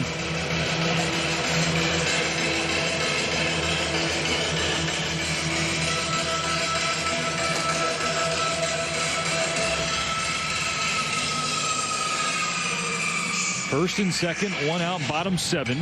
Rays trying for more insurance. And with the lefty Brule on the mound for the Dodgers, Kevin Cash has Harold Ramirez ready to pinch hit for Josh Lowe.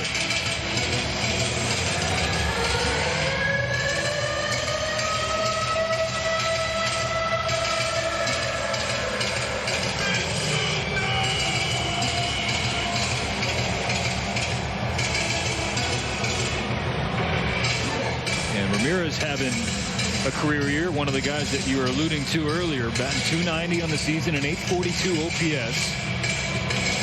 Has 7 home runs and 138 ABs. Contrast that to his output last year, 6 and 403. He is crushing fastballs.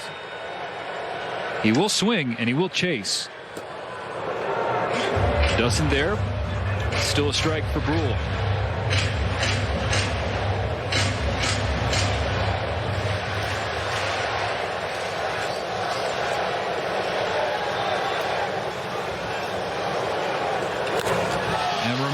Off the bench, fly ball to left field. Taylor runs over, jumps up. Did he grab it? He did. Chris Taylor again. Almost an instant replay of the other great catch that he made earlier. Right near the same seam in the wall. To the edge, to the wall, to the leather. Deja vu for CT.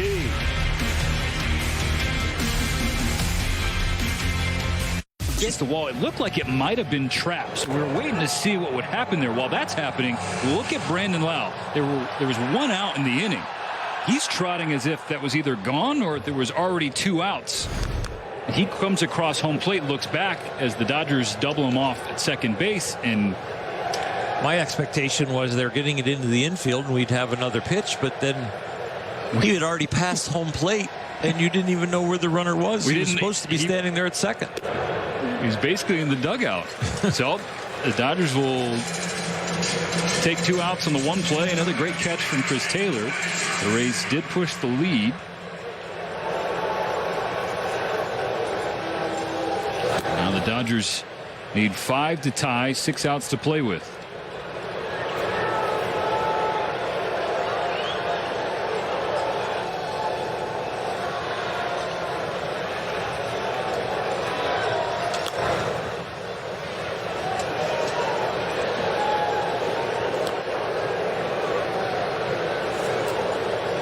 With Foucher on the mound, you're going to get an awful lot of sliders. 15 innings, a couple of home runs, so there is some damage in there. That's 6 ERA.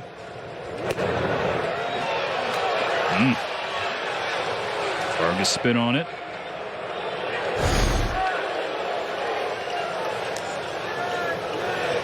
Curveball right there.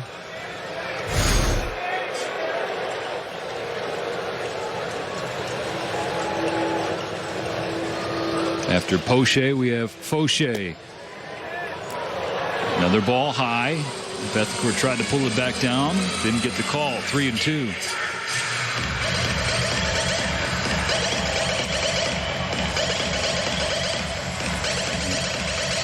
As Vargas has gotten healthier and felt more confident with his swing, he's been able to get after fastballs a little bit more.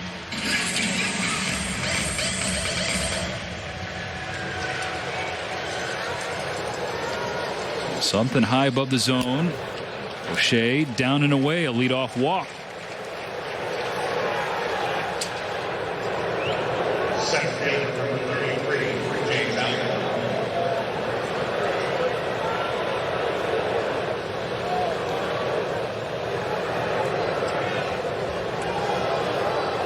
We had mentioned earlier James needs a hit, and it would be good for the Dodgers here, but really good for his psyche. He does have a walk tonight. That will help. But this is the longest of his young career as far as struggling.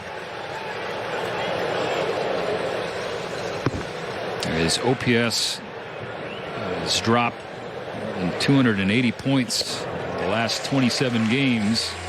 Waits at strike one. And look, he's had a lot of big swings in his first month here in the big leagues. Doesn't need a massive swing now, just needs something to keep this line moving. Dodgers need base runners. Without James Outman, the Dodgers are got him a little bit in the throat there. Uh-oh. Yeah, it was not good. Right near the Adam's apple.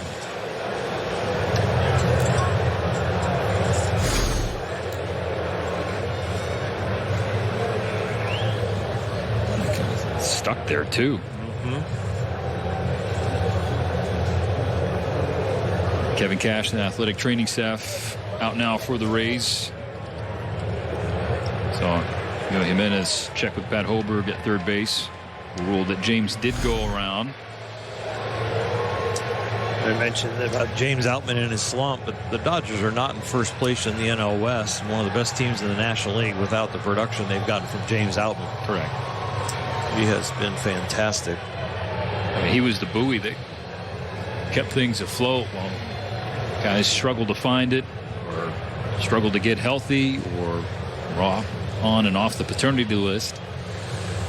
You got some vulnerable pieces up there by your neck with your collarbone and your Adam's apple and your chin. And your reaction, of course, as a catcher is to block the ball and you trust your equipment. But that one found some skin.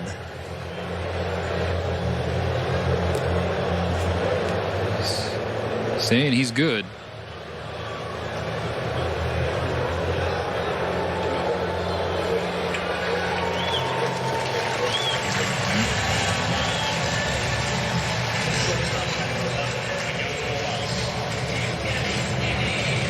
Stay behind the dish. O'Shea gonna get a couple warm-up tosses. With Vargas on first, it's the fourth leadoff walk for the Dodgers tonight. 2 of the previous 3 came around to score.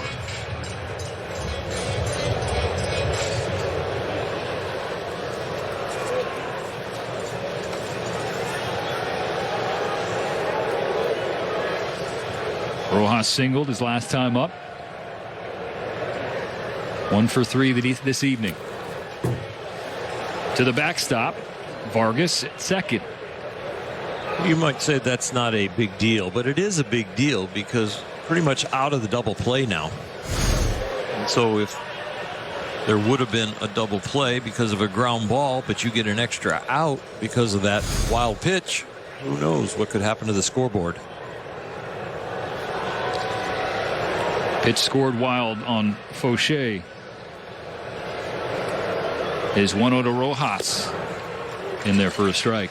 That catching stance behind the plate, they're going to have a lot of wild pitches this year.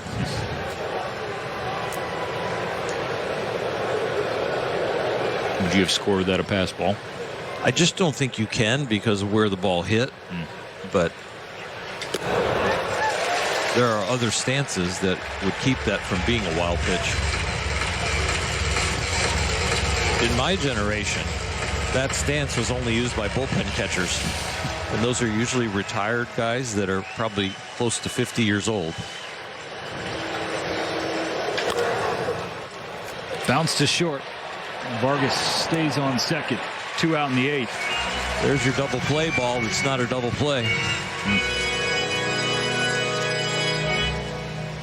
Left fielder number 3, Chris Taylor.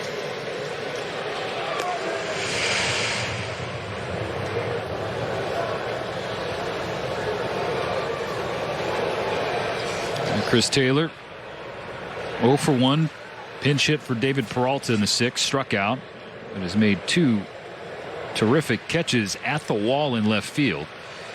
Facing the right-handed Fauché, and right-handed pitching is something that CT's had his struggles with.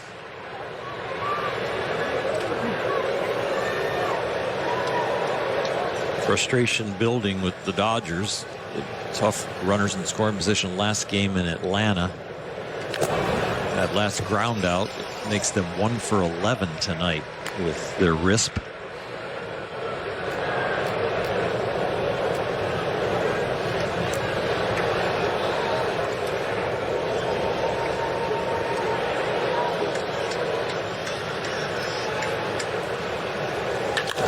Taylor with a fair ball down the line. Vargas will score easily. CT legs out a stand-up double. Dodgers within 4.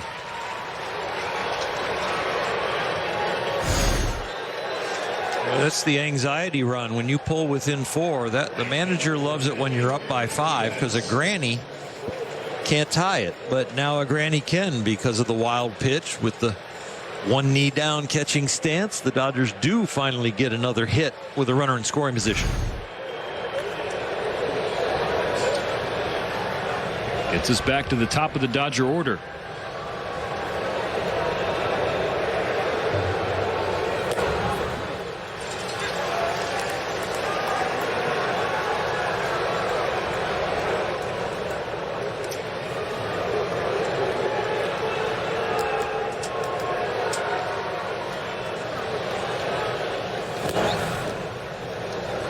Another example of why managers and coaches hate that leadoff walk. Third such batter for the Dodgers tonight that has crossed home plate.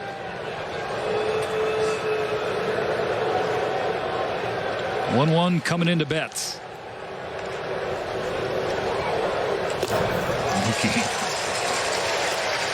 Waves at strike 2.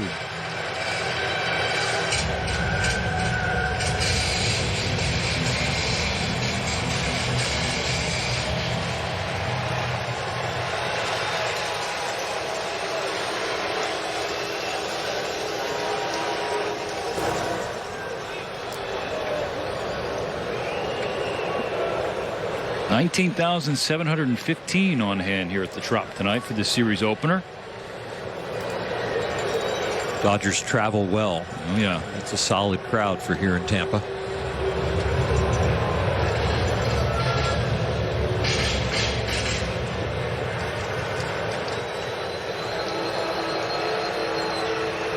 Two balls, 2 strikes. Taylor on second.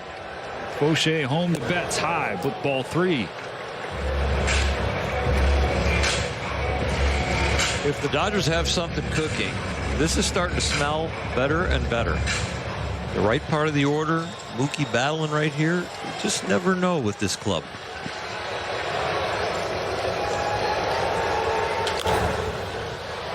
Fouled away, especially with what we've seen from them the last year and change with 2 outs.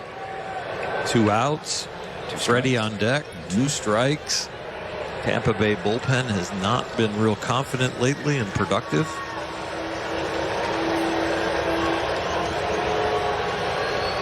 It's a long shot, but we'll see. Ball 4 high. 2 on for Freddie Freeman.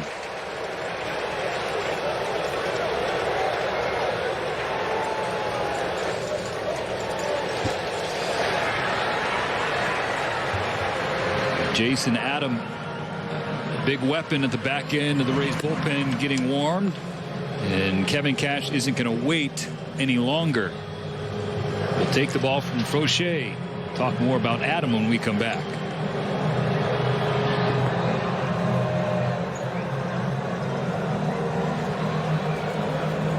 You knocked about it. Right spot. 2, 3, 4 hitters tonight. 6 for 9. Well, for Adams, you see that opponent's average at 218. Well, left-handers, it's not some huge differential between lefties and righties. Left-handers only hitting 222, but that's the whole league, not Freddie Freeman. His 12th outing. A couple of tough ones of late. But 2 runs on 3 hits in just an inning, or a third of an inning, against the Blue Jays on Wednesday. Freddie 2 for 3, multi-hit efforts in 10 of his last 15. And he make it 3 for 4 and keep the line moving. Swings through, strike 2. Down by 4, 2 outs. And Freddie is guessing, anticipating a strike. And that's why you see him take that swing, which you don't see very often. Deep breath from Adam in a big spot. against one of the best hitters in baseball. His 0-2 to Freeman. Freddie stays alive.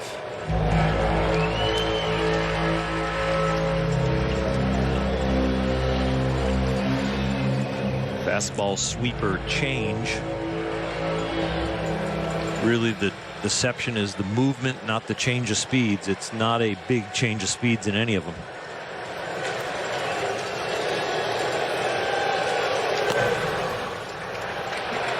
.95 up and away for ball one.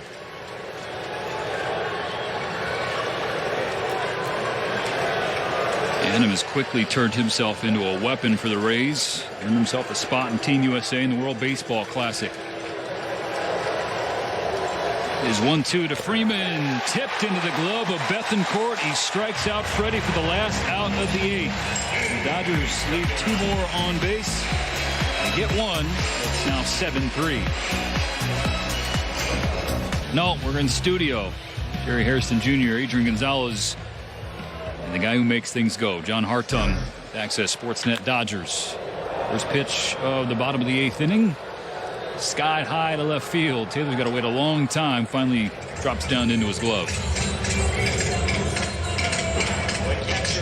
Chris 1 for 2 out there playing left field, but he's also played some outstanding defense to keep the Dodgers within 4. Jerry Sign saying they need a slam. Well, that is attributed to Taylor's defense. As well as his RBI double. Gave the Dodgers a run in the top half of this inning. First pitch grounded fair down the line by Bethancourt. It's his 3rd hit of the ball game, 2nd double.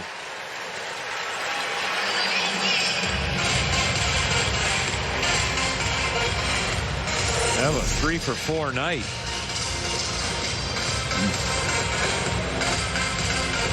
We've been critical of his catching stance behind the plate, but can't not be critical of that bat. He did some rockets. Funny story. He's a catcher, and he started there when he was really young. When he's 5 years old, he was a third baseman, but had trouble staying put. He would go after every ball, wherever it was hit. He didn't trust his teammates that they would make the play. So his parents, his father played baseball, his mother played softball, they were getting on him. He said they were getting mad at him. So they said, hey, we're going to put you at catcher, because if you move from there, the other team will score runs and you'll lose. So that forced him to stay put, and now he's in the big leagues behind the plate. That's a baseball timeout. That's right. It's the only way to keep him still as a kid. Manuel Margot, Manny pinch hitting for Luke Raley in the 8th spot.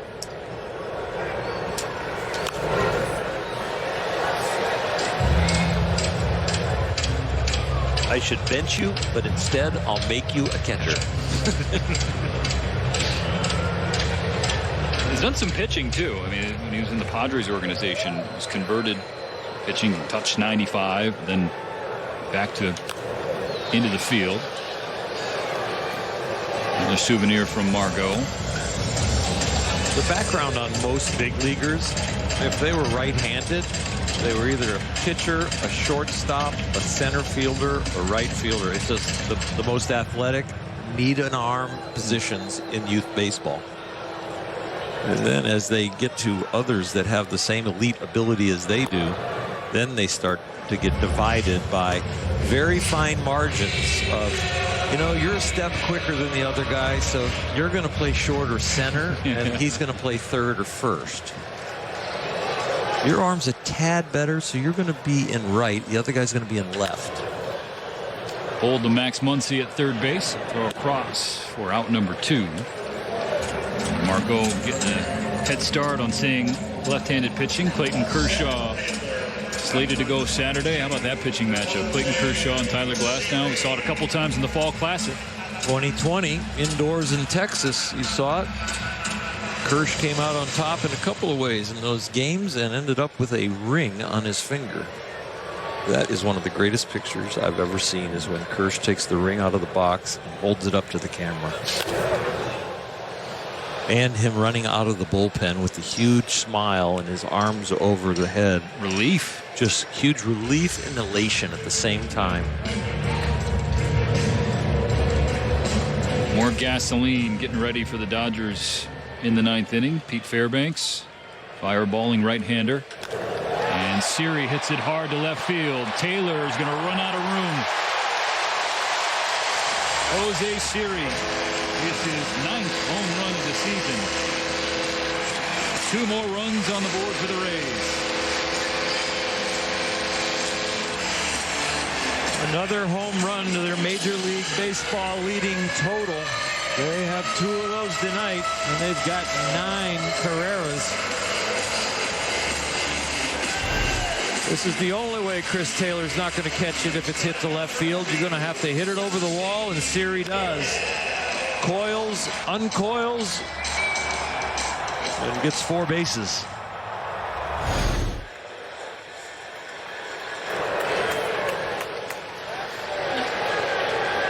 Tampa Bay continues to batter the baseball. That shot into right center. Outman hustles to cut it off. The throw into second will be late. Yandy Diaz with his 3rd extra base hit of the game. Well, you can say the hits, they just keep on coming, but they're not just hits. They are loud. I think the audience really understands now when we say that was another hard hit ball that's 95 mile an hour off the bat or more. These Tampa Bay Rays tonight are hitting balls over 100 miles an hour consistently.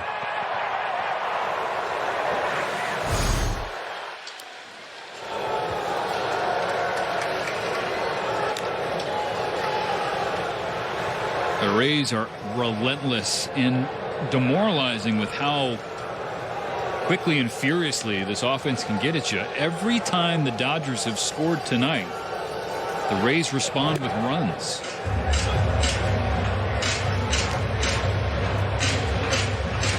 That shutdown inning has eluded them, and that's how you cause momentum. But the Rays have said, no, back down you go.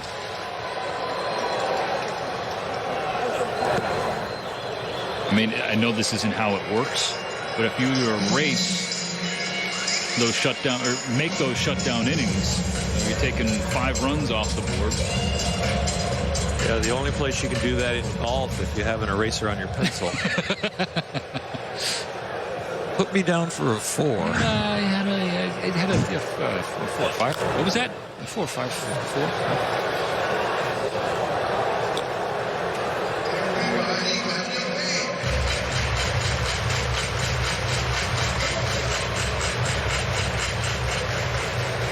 Have left 11 on base. And it tells you that they've had the traffic again, just haven't pushed it around. Only 2 hits with runners in scoring position with three more outs left. But time is definitely almost out.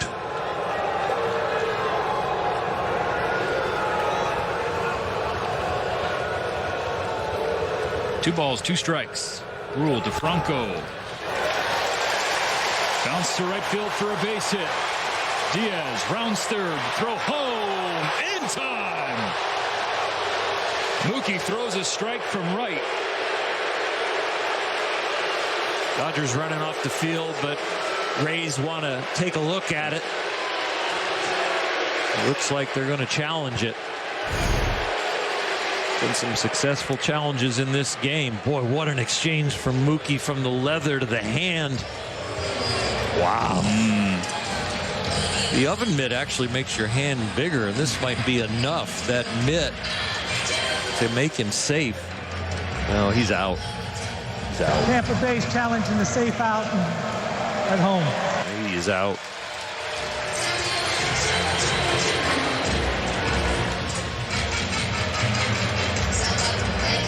Out by an inch.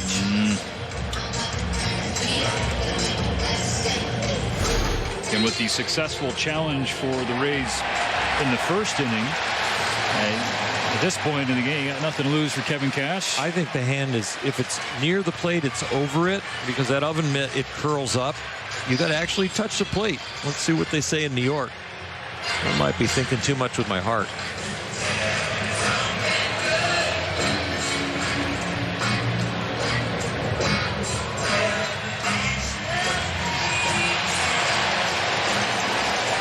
The Rays fans here at the Trop think they've seen enough to overturn the call. They're looking through fish eyes.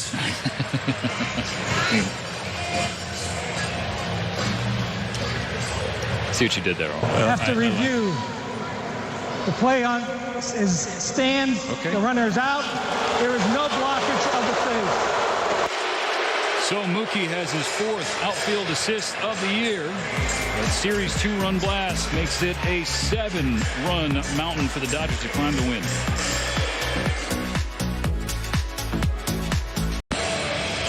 His work at left, New Ray in right, Manny Margot taking the place of Luke Raley. Pete Fairbanks takes the place of Jason Adam. 10 2/3 innings, 5 walks, 9 Ks. So he could set the table for you, but it's a long way back. Said 7 to take the lead, 6 to tie.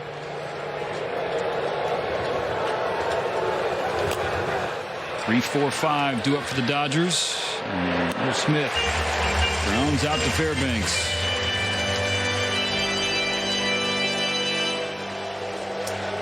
Designated hitter number 28, J.D. Martinez.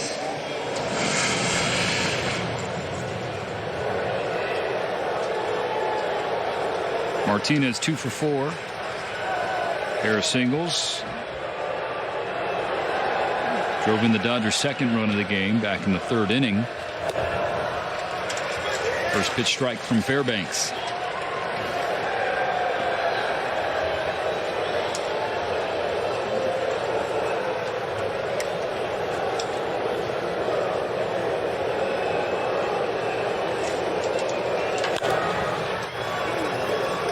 The 0-1 foul. They'll be back at him tomorrow. 4 o'clock start local, 1 o'clock. It's going to be quite a pitching matchup. The Dodgers need to win the next 2. 4 o'clock start local, 1 o'clock. It's going to be quite a pitching matchup. The Dodgers need to win the next 2 if this one stays the same to be 500 on the road. Come into this one 3-4. Lose tonight, go to 3-5, but win the last 2, have a happy flight home to LA. And you know, with how this road trip started out with all the injuries and the starters not going very far, and then 2 youngsters starting the first 2 games in Atlanta. These next few games, the next 2 games, would kind of define the road trip as, you know what, we survived it. We ended up 500. We get to go home now. Hopefully people start to get healthy. If they lose or get swept here, that'd be a tough blow, a gut punch. But there'd be reasons for it. Strike 3. 80 down looking. And, you know, Dodgers fans excited to welcome Clayton Kershaw back from the bereavement list. Taking some time with his family to grieve the loss of his mother. For the Rays fans, they're excited to see the season debut of Tyler Glasnow. One of the more talented pitchers in all of Major League Baseball. Has been out with an oblique injury the entire year. His first turn of 2023 against the team he faced and lost to twice in the World Series back in 2020. Clayton was taking time for himself and his family, but he definitely was able to work out and stay exactly where he wants to on his throwing program, and he was adamant. I mean, Dave Roberts verbalized that in his media scrum before the game, that Clayton was adamant about pitching tomorrow, and he has always been one that the team has been a very high priority in his life, whether it is an outing and going as deep as possible or not missing a start. Pitching when he's a little hurt, pitching when he's tender. If you look up in the dictionary big leaguer, there should be a picture of that guy because he is a complete big leaguer.